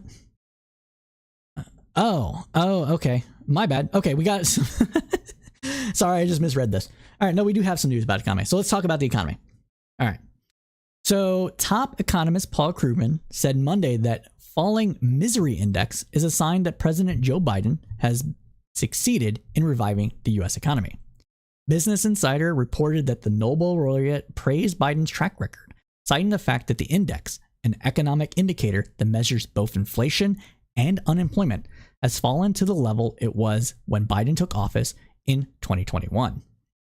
The plunge in the misery index reflects both what didn't happen and what did, Krugman wrote in the New York Times op-ed. Continuing on, he stated, quote, "What didn't happen, despite a drumbeat of dire warnings in the news media, was a recession. The U.S. economy added 4 million jobs over the past year, and the unemployment rate has remained at a near 50-year low. What did happen was a rapid decline in inflation," he added. The misery index, created in 1970s by Lyndon B. Johnson's policy advisor, Arthur Ocon, gauges the strength of the economy by adding up the inflation and unemployment rates. The economic indicator climbed as prices soared in 2021 and 2022, but has fallen over the past year in what Krugman called, quote, "a remarkable turnaround." U.S. inflation has started to cool in recent months, falling from its mid-2022 highs of over 9% to just 4% in May. Quote, "By most measures, the economy is doing quite well," Krugman wrote. CNN reported the U.S. economy expanded at a much faster pace in the first 3 months of the year than previously estimated. Pretty much every estimate has been lower than expected. This is why I don't like the whole let's release these numbers, and I would rather the numbers be released once because nobody remembers what happened in Q1 after they were already released, right? No one remembers that. I'd rather them announce Q1 numbers after they've already reassessed it and have that be the right number than all these revisions, because it makes people less trustworthy of those numbers, first of all. And second of all, they're just not accurate at the time that they were done. They're all preliminary. So I don't like the reporting, how the reporting's done on that. Well, let's continue. Gross domestic product, the broadest measure of the economic output, rose by an annualized rate of 2% in the first quarter, up from the second estimate of 1.3%, It started at 1% or like under 1%, rose, I think it was 0.9%, then it rose to 1.3, and now it's 2%. That's good. That's good economic data. That was also well above economists' expectation of 1.4% rate, according to Refinitiv. The department's final estimate of first quarter GDP reflected an upward revision to exports, consumer spending, state and local government spending, and investments from housing businesses. The new data showed that Americans spent more on services and less on goods, which we've been saying would happen this year forever because COVID. Lots of people bought stuff to fill their house during COVID, and now their house is full, and they've got everything that they wanted, and now they want to do stuff because they're allowed to be outside and do stuff, and that's what we're seeing. This includes a jump in spending on healthcare services, adjusted for inflation, mind you. So this is all real dollars adjusted. And that means that people are going to the doctor, getting healthy, or, aging population. Be a little bit explaining that as well. Now, consumer spending, which accounts for about 2/3 of economic output, was revised to 4.2% from 3.8%, a 0.4% increase upward, which means people were spending more money than expected. The economy is actually strong. The labor market is strong. Both of those are causing the inflation to go up slightly. Maybe we need more workers. I don't know. That's just me. Now, the revised trade flows contributed positively to GDP, with exports rising more than previously estimated, while imports were revised down. That means we exported more than we imported a bit, and so that also helps the U.S. economy and jobs market. Go figure. First quarter exports were revised to 7.8 from 5.2. That is a 2.6% increase. That is a 2.6 more higher number than expected. That is how off these numbers have been because of how messed up the economy has been due to COVID. Now, residential fixed investments, spending from housing businesses or landlords, had less of a drag on GDP. Non-residential businesses cut back more than previously reported, specifically more on equipment purchases. The final first quarter GDP estimate shows that the U.S. economy was in much better shape than previously thought, thanks to resilient U.S. consumers. People are still sitting on savings. They've drawn down their savings a lot. They're still sitting on savings, and so they're willing to spend a bit more. The strong 2% GDP number gives the Federal Reserve more leeway for increasing the federal funds rate without pushing the economy into a recession, said Jose Torres, senior economist at Interactive Brokers. In the labor market, Reuters reported that the number of Americans filing new claims for unemployment benefits increased moderately last week, while private payrolls surged, though, in June. So more jobs, more people applying for employment, so people are getting let go, but there's more jobs for them to go to. The reports, which also suggested that layoff workers were experiencing shorter spells of unemployment, made it more likely the Federal Reserve would resume raising interest rates this month after pausing in June. Well, me personally, I don't think they need to, but as we said last time, they could raise it to, it's a small chance, but to 6 to 6.25% before stopping fully. I don't think that's what they're going to do. There's a small chance to do that. They can take it up for 5.5 to 5.75%, maybe 5.75 to 6%, but beyond that is a much lower expectation. I don't think the Fed needs to raise rates. And hopefully, since the narrative has changed where everybody's like, oh shit, the Fed should raise rates to get this inflation down. The Fed's like, no, we're in control. We don't need to raise rates. Sit your ass down. I'm hoping that's what they do because there's not a need to raise rates more. Yes, it helps savers. It helps me. I'm getting 4% interest on my money that's in my market fund. And it's helping you all. If you watch this program, chances are you are a bit more well off than some other people. But I don't want that. I'd rather have lower interest rates to a degree to encourage more business formation. Because eventually they're going to tap out of their reserves, especially for growth and future-oriented businesses like tech, like giant investments on like energy and things like that. Even though the government is plowing money into those things in the next 2 years, it's not going to compensate for, 7% interest rates. It's just not. And I think that the Fed should react that way accordingly. Continuing on, more people are quitting their jobs as well, a sign of confidence in the labor market. The data drew an upbeat picture of the labor market ahead of tomorrow's release of the closely watched employment report for June.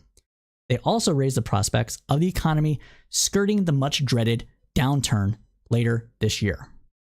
Quote, demand for new hires remains elevated and employers are still holding on to the workers they have, said Nick Bunker, research director at Indeed Hiring Lab. Continuing on, he stated, quote, the data continues to make a soft landing scenario increasingly likely. I think we're there, bro. I think soft landing's here. Whoop. We're going to just going, oh, look at that. We didn't crash. I don't think that we're going to see in a recession. The demographics are just too good on this.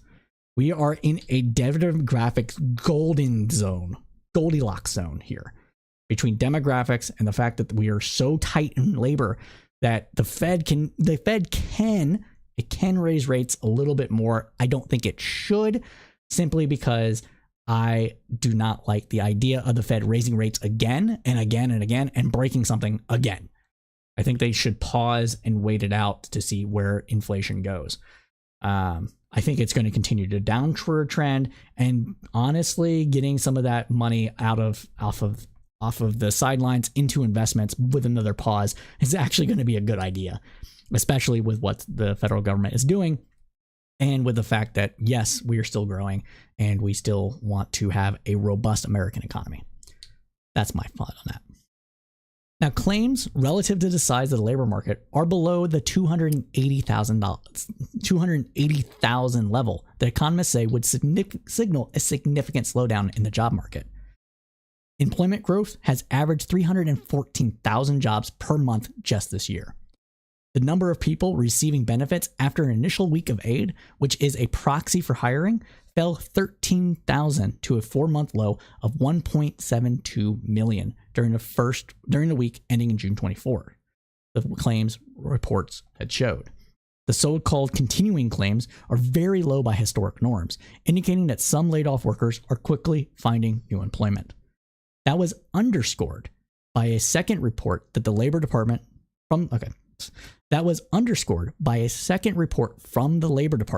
showing job openings. A measure of job demand fell 496,000 to 9.82 million by the last day of May. Though that was the lowest level since April of 2021, vaccines are well above vacancies.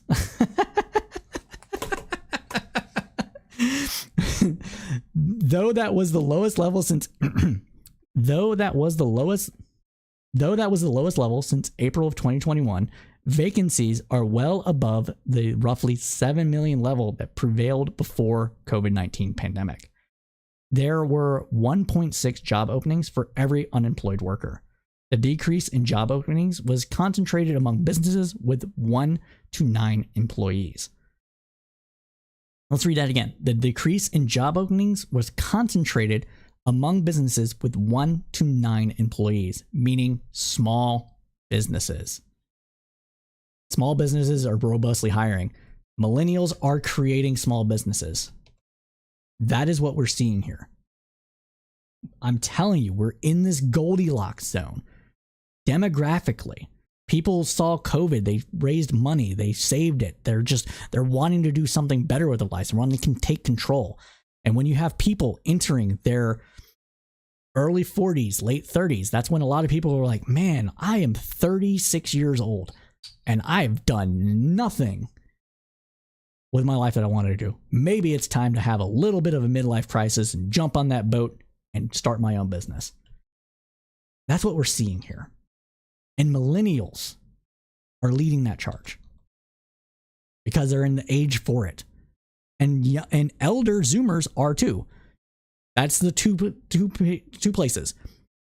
People between the ages of 23, so just after college, and 27 are entrepreneurs, and people that are in their mid 30s to early 40s are entrepreneurs.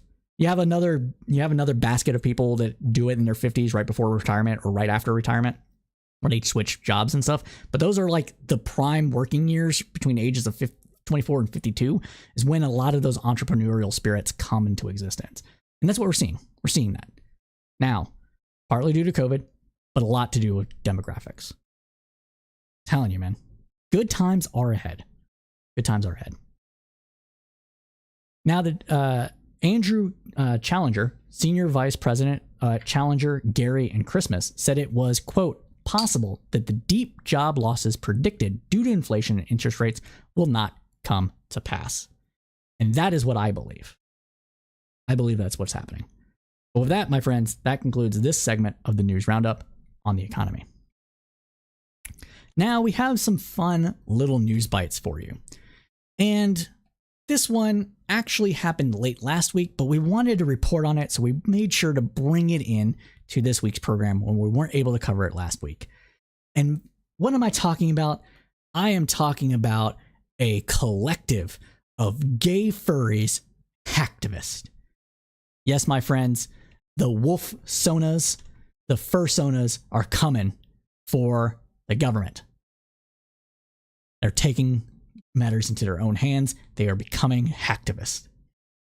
So a group of self-described anti-US government gay furries have distributed hacked materials from agencies in 6 US states in recent days. The group cites legislative attacks on gender-affirming care as their motive, according to reporting from The Guardian. The data released by the group, which calls itself SiegeSec, includes South Carolina police files, a list of licensed therapists in Texas, and contact details for court officials in Nebraska. I am not one to promote doxing, but it is interesting that these gay furries are doing this stuff.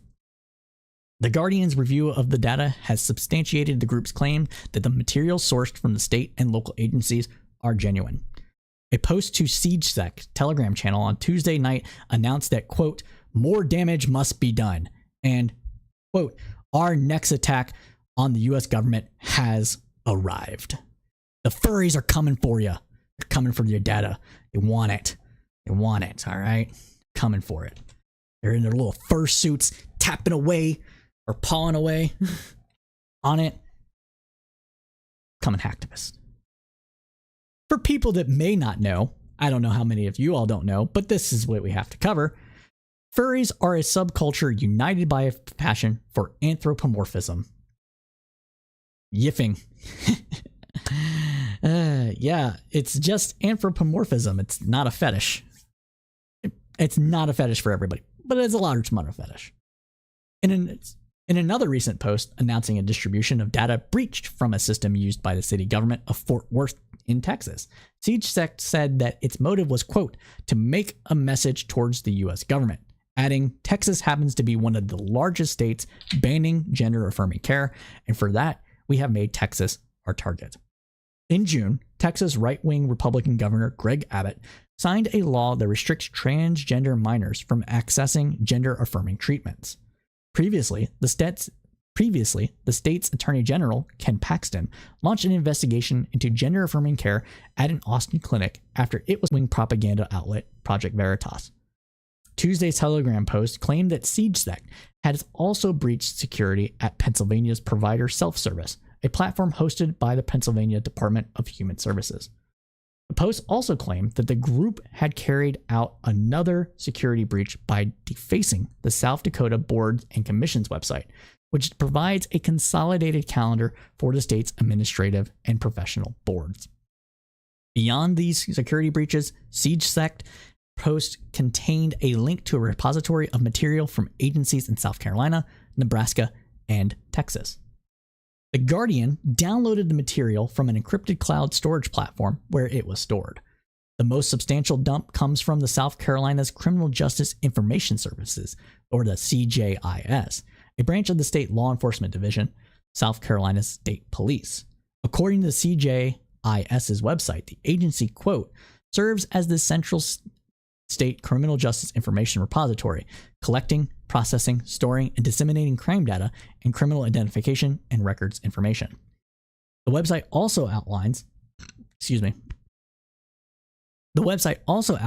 agency activities including storing and serving fingerprint data, maintaining the state's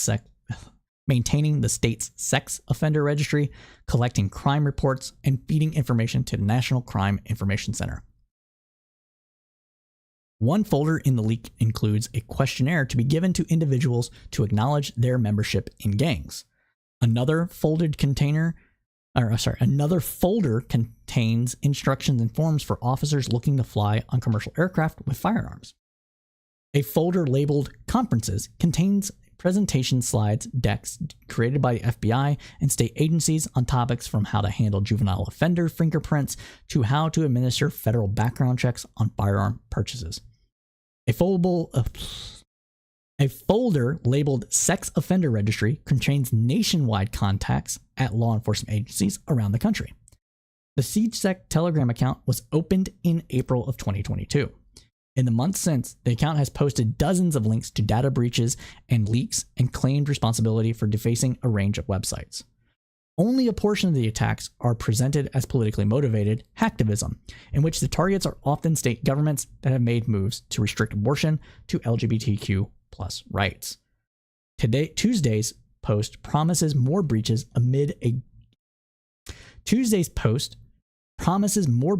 aimed at governments passing anti-LGBTQ plus laws. Quote, "We have planned the next attack carefully," the post reads. Hey, I'm not kink okay, yeah, I missed that comment. I am not kink shaming, okay? I am not kink shaming. There's no kink shaming here. I'm saying that for a lot of people, it is a kink. It is not just it is a fetish. It is not just a thing for, I like animals and I like to dress up as animals. No, it can be a kink. Maybe It Isn't Me says, why am I wondering how Kid Rock would react to the gay furries war on this nation? He would buy a fursuit and shoot it up, probably. We're going to take out the gay furries, my friends. We're going to take them out. I think that this is interesting, though, because it shows that what some people have said a lot is that a lot of creative people are queer to a degree. Now, it depends on how broadly you define queer, and I'm not using it as pejorative. I understand that some people, especially some older people, believe that it is a pejorative, but that's not how I'm using it.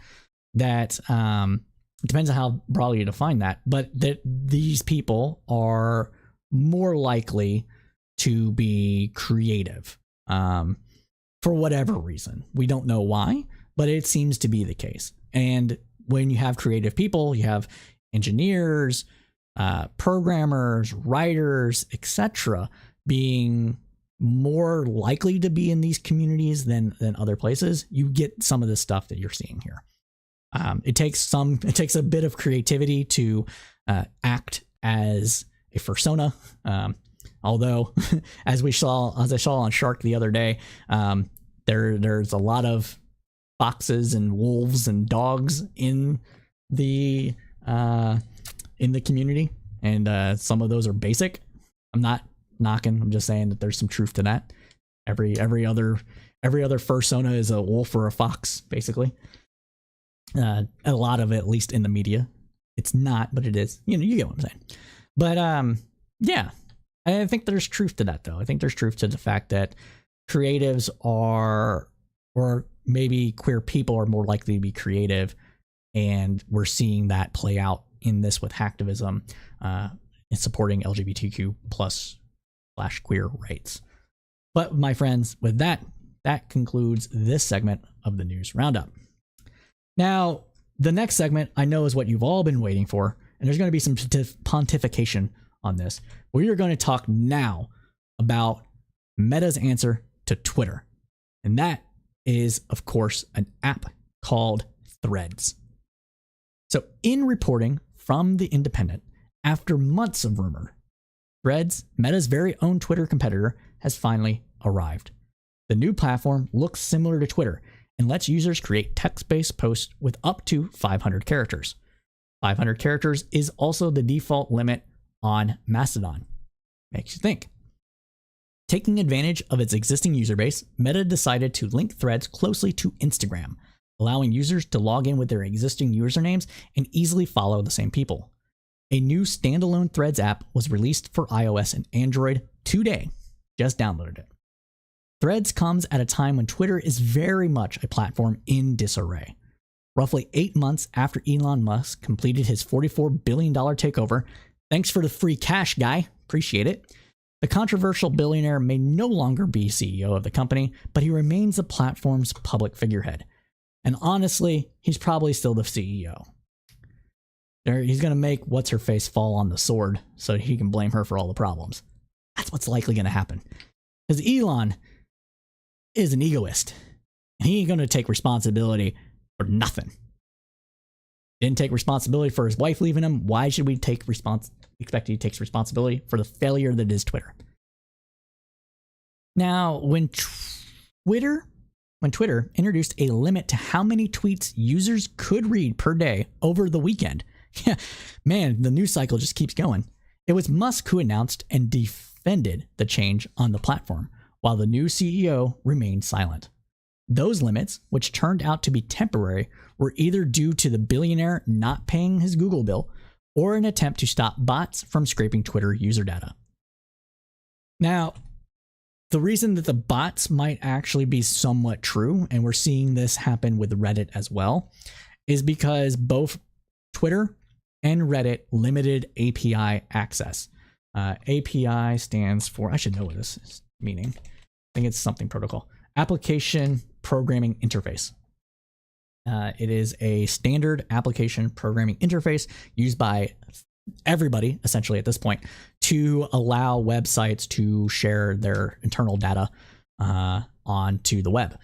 And a lot of websites previously, up until very recently, allowed their API to be accessed pretty much by anyone in hopes of people building applications to make more traffic come to the site and leverage their platforms for other things.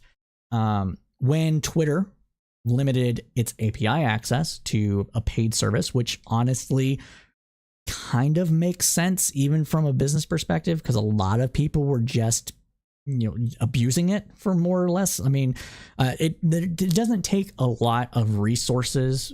For example, it doesn't take a lot of resources to make 1,000 API calls yet get 1,000 pieces of data. That's done in seconds, right? But if you have 40 accounts using the free service and you're getting 40,000 pieces of data and paging through, it still puts load on their servers, and that still costs them money. So Twitter decided to pull back some of its API infrastructure. Reddit's done the same thing. But the information is still accessible by visiting the website directly and just simply scraping it. Scraping is basically taking a web page, and we'll just do it this way. I'll just show you. It's fairly easy. So we'll go to Goodreads here. All right. So, and we'll just go to just a regular book here. I'll just show you. No, I don't want to log in though. So this is Animals in Translation, using the mysteries of autism to decode animal behavior. If I just hit F12, it brings up how everything is actually set up on the web page. And scraping, basically, what it does is that you tell a bot, essentially, to come through, capture the loaded page information, which is everything here, and look for these HTML, CSS tags and grab the information within this. And that actually takes more load on the service to do it this way than it does than pinging the API. And so what happened is that the people that were using the API free just said, fuck it. We're going to use classic web scraping, and we're going to take the information directly from the page, and we're going to hit 1,000 pages every second, and we'll put load on the server. So it would make somewhat sense for that to be part of the cause, but given the fact that Twitter quickly pulled back on that, and now you can view the website just from not logging in and things like that. And a login doesn't actually stop the scraping. It slows it down and it can make it more detectable, but it doesn't actually stop anything. You just make another account and you're good to go.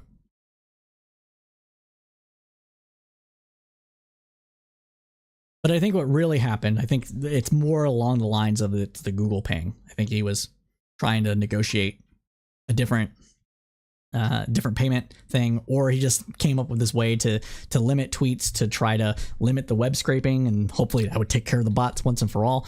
Either way, it was dumb. It was dumb because Twitter makes its money off of eyeballs on the website, and limiting the user's ability to see things and post things means that advertisers aren't getting onto as many eyeballs, which means they are not going to pay as much for ads.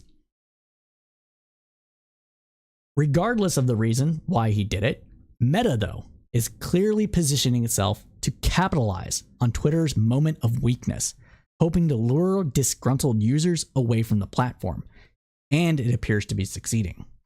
According to New York Times, 2 hours after pressing the launch button on Wednesday on Threads, Mark Zuckerberg posted that more than 2 million people had downloaded the latest creation. That was just the beginning. 2 hours later, 5 million people had downloaded Threads.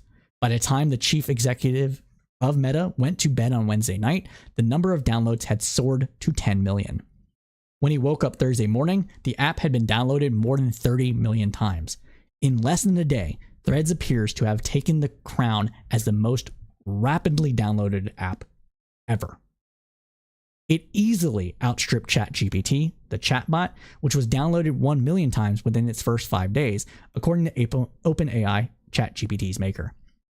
And Threads is on pace to exceed 100 million users within 2 months, a feat achieved only by ChatGPT, according to the analytics from SimilarWeb. What is making Threads be so popular is the fact that it is intimately linked to Instagram. It makes it easy to use, and it's a clean interface, so it's very easy to use, and it's what people were looking for in a Twitter clone. Continuing on, though, at one point the app was so inundated with users that it appeared unstable. This isn't to knock Meta or anything. This is just a fact. If you have so many new users hitting the user registration, setting up new accounts, it does have load pressure, because it's happening very rapidly. And every time you create a new account, it has to jigger up in the background all the information about the account, and that's going to increase load on the database. Maybe they could have, and even if they have a cloud infrastructure where they're able to expand their databases to meet new need almost on the fly, it's still going to have problems if it exceeds the ability of whoever their cloud platform is to spin up those clusters. So that's just a fact of life. It happens to pretty much everything, honestly, that's being rapidly adopted. However, such early momentum doesn't necessarily translate to long-term engagement and success. Twitter still has the lead with more than 237 million daily users, according to the most recent public figures cited by the company last year. Meta also continues to face questions about its data privacy policies. Some Thread users were also put off by an issue that may require them to delete their connected Instagram account if they wish to delete their Thread account. Oof, that's bad. Instagram said that it was looking into alternative ways that Thread users can deactivate their accounts.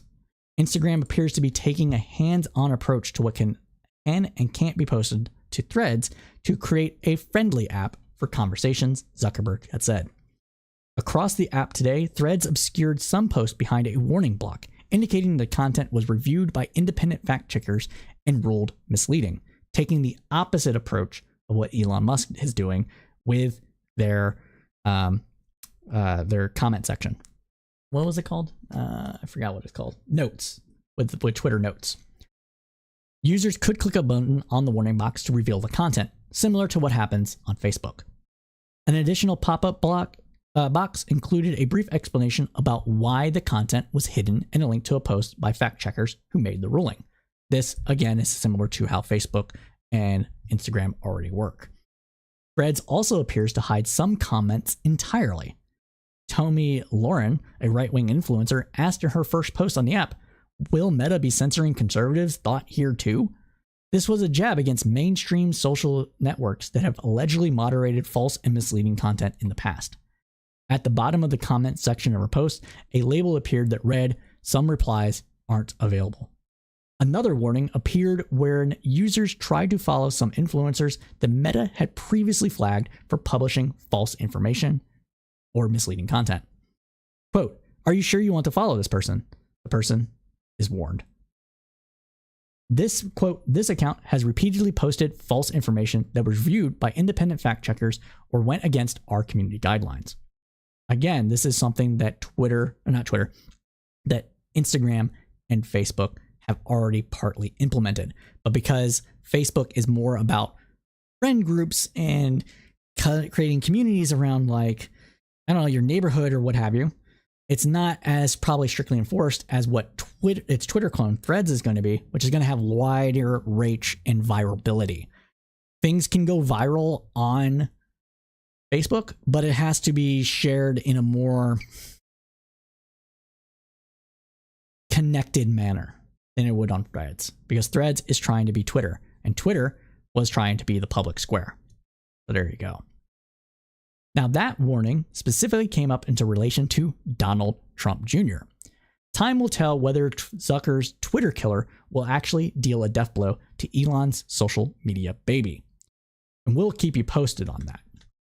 Before we close out this segment, though, we need to talk about what Threads is attempting to do.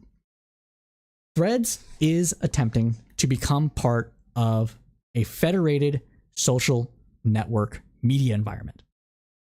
The federated social network media environment is essentially the ability to connect with people across a spectrum of social media accounts and platforms through a single interface. So if you've used Reddit and you had to click off of Reddit to go to a Facebook post that Reddit shared, okay, or a Twitter post, the idea is that if you click on that link, you don't have to leave the platform that you're doing. You'll be able to see it, interact with it with your current account on the other platform, comment it on the other platform without leaving your current account. And you're able to have a single account to go across every single social media network. It is trying to create a permanent online, not a permanent, more, what's a good way to say this? A more constant online presence across a variety of platforms. And Threads is trying to get in on that bandwagon. Every single other media application, except from the looks of it, Twitter at this point, is trying to do the same. Discord has changed its protocol in the back end, not to be federated, but to make it more federated friendly by eliminating the hashtag number system for accounts and using an @ sign as well. The YouTube appears to be doing similarly. They're trying to be the platform for the federated version, to be the platform for video sharing on a federated system. That is my opinion. I don't know what's going on in the back end, but it appears that a lot of media companies are doing this. If you haven't used Mastodon or any of its iterations, you don't know exactly how this works. So I want to actually pull up my two Mastodon accounts to kind of show you how this is working. So I am on two different federated servers. I am on federated.press, and a website called My Crowd. Okay, so we're going to go over that now. And I want to just show you how this works to give you some insight. So this is my account on Mastodon. It works similarly to Twitter. If you've used Twitter, you've used this essentially. You have a notification system and you have a home button. Your home feed, as of Mastodon is using it, is a simple timeline of what is happening. So your home feed is everybody you follow across the Fediverse. So you can see this account here. Oops. You can see that this account here is actually at urbanist.social. That is another Mastodon connected federated server, which means I can follow them through my federated server and see them and interact with them without having to leave this platform. And this person was actually boosted, which is their version of not a quote tweet, but their version of boosting from a person that I follow on here. Okay, so this is kind of how it works. With My Crowd, that is my other account, I can actually find myself here, where my followers. So if I go to following, this is that account on Federated Press, and I can see my own post in this home feed. If I go to timelines, home timeline, I can kind of see what is going on here. So yeah, this is it. Let's see, this is my other post on this My Crowd site. The difference between this My Crowd and this Mastodon is the version of a federated social network that it uses. My Crowd uses a protocol, not a protocol, but a fork of the Mastodon protocol called Akuma. And the difference is that this one allows for 5,000 characters, so you can actually use it to build a blog, a full-on blog. And it also has search, whereas the Mastodon instance doesn't have. I guess this Mastodon instance actually does have search. So I was wrong about that. They must have just added it onto Federated Press recently. And the other thing that is interesting about the way the federated system works is that you have these different timelines. And so a federated timeline is what it does is essentially it is a real-time post. You can see how it's refreshing, right? Of every single post shared across the federated universe that your server that you're on knows about. That's why it's constantly refreshing here. So my server that I'm on, that we're looking at here, knows the server infosec.exchange. That's why that tweet basically just popped up. Same thing with this chaosfem.tw. My server knows about this. So therefore I can see these tweets coming through it. And every single server has different rules and different moderation styles, similar to how moderation worked in old bulletin boards, bulletin boards and forums, or how you have moderation on a Facebook group that is different from moderation that's done on Facebook. Kind of that sort of situation here.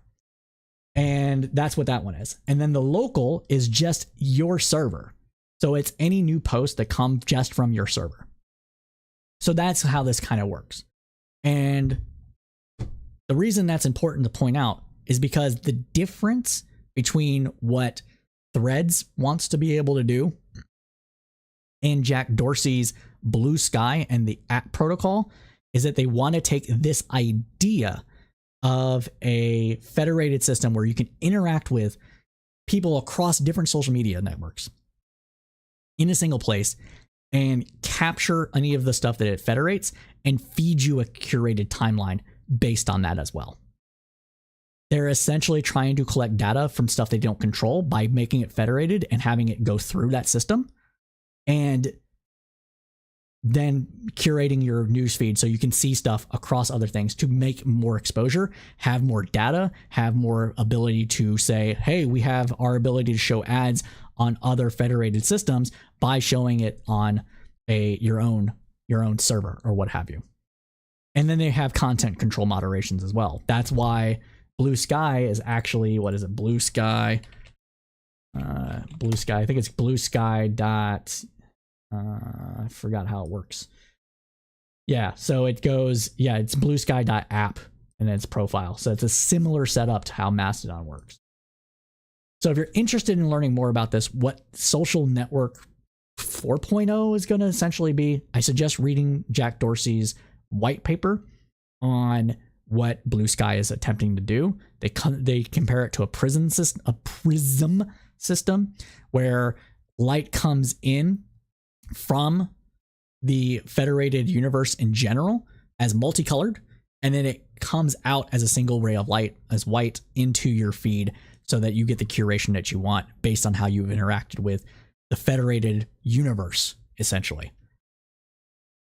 Whether or not the Blue Sky federated universe will be connected to the Mastodon federated universe is still up for debate.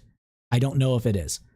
It is using a different protocol, but I don't know if that is a second layer protocol on top of the base Mastodon protocol, which would allow it to, if it is, it would allow it to connect to the Mastodon protocol and scoop up all that data and everything, and it'd just be basically a different moderation flavor while also providing you to curation, which is what people want in the social media environment. They want to be able to doom scroll. They want to be able to be exposed to stuff that they can't find necessarily on their own, that they can't find easily on a simple chronological timeline.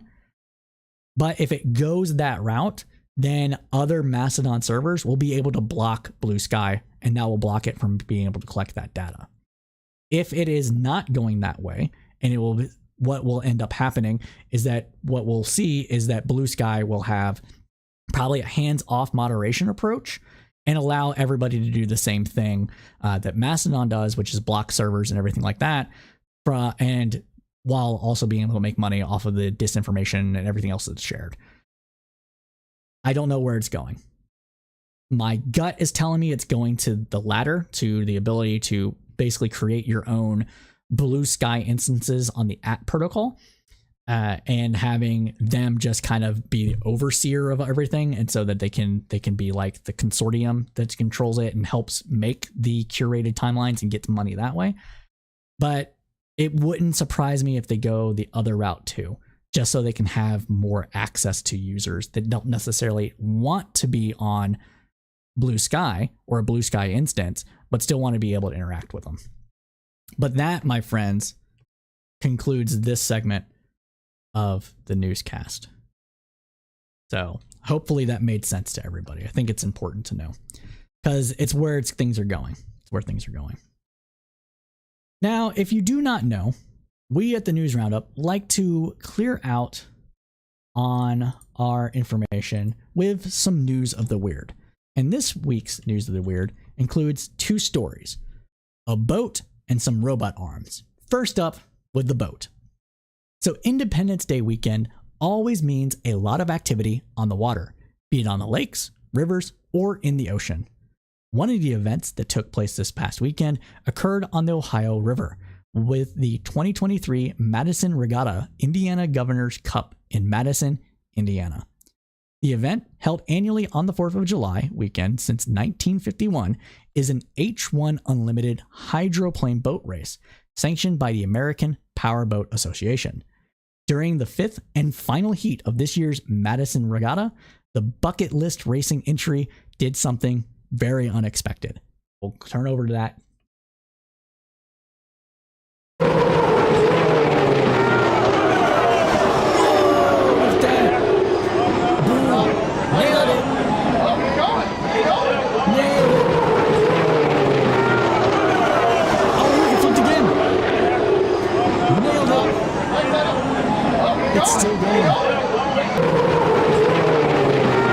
Okay, I think these are just different angles from the same thing.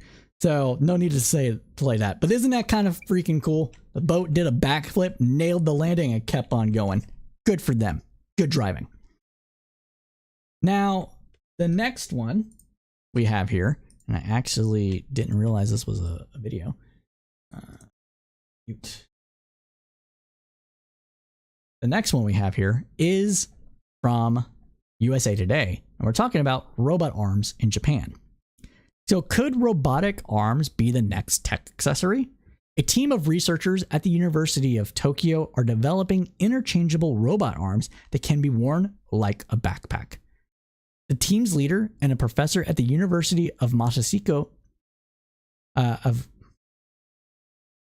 Inami told Reuters in an interview that the device was inspired by traditional Japanese puppetry in a short story by novelist Yoshiharu Kawabata. In the story, a man borrows a young woman's arms and proceeds to spend the night with it. The device, called Jizai arms, is rooted in the idea of jizi, a Japanese term roughly defines autonomy and the freedom to do as one pleases. The goal of the product is to foster a relationship similar to that of a musician and instrument, according to one of the researchers. We will now watch this video without audio to avoid the overlords. So they're able to control the arm with the movements of their body, able to dance. They're doing some looks kind of like Tai Chi a little bit. And then let's go ahead and rewind that because it did that. That's kind of cool. Isn't that cool? I think that's pretty cool. But my friends, thank you all for joining us because that concludes the news roundup. We know you liked what you heard because you stayed with us to the end, so please smash that like button for the algorithms. It really does help us out. We'd like to thank you all for joining us because without you, the audience, I would just be a person shouting into the void of the internet. And while that is fun, it's not as nearly as fun or engaging without the audience. So I appreciate you all taking some time out of your Thursday to watch me pontificate about the news. Really does mean a lot to me. So thank you. I'd also like to give special shout out to Nikki Adams, give a special shout out to Nikki Adams, our copy producer who helps write the copy and generally speaking writes all of it unless she has to take time off, in which case I do. And without her, this wouldn't be as a robust news program. So thank you, Nikki. Appreciate it. You do good work. If you want to continue interacting with us, please join the Discord. And I need to get this to go away. It's not shutting off for some reason. There we go. So please join the Discord. We're going to be having contests and everything like that on there, and other things. We're curating it. We're trying to get bots. We're trying to get federated. All that stuff. All the stuff we talked about. It's going to be good stuff. So please join the Discord. It's where you can follow us the most. Please be on the lookout on Saturday at 8 p.m. Eastern Standard Time for the modern day debate that we're going to have. We're going to be debating whether or not there's more than two genders. I'm going to say that there are more than two genders because gender is a social construct, so we can make it anything we want. And yeah, we're going to debate that. Don't know who my partner is, but preparing for it. We'll have an opening statement and that sort of thing. Also doing Cypher State coming up and having a video essay. So my friends, thank you again so much for joining us. And as we say at Crowdsource Politics, keep your head up through the political storm.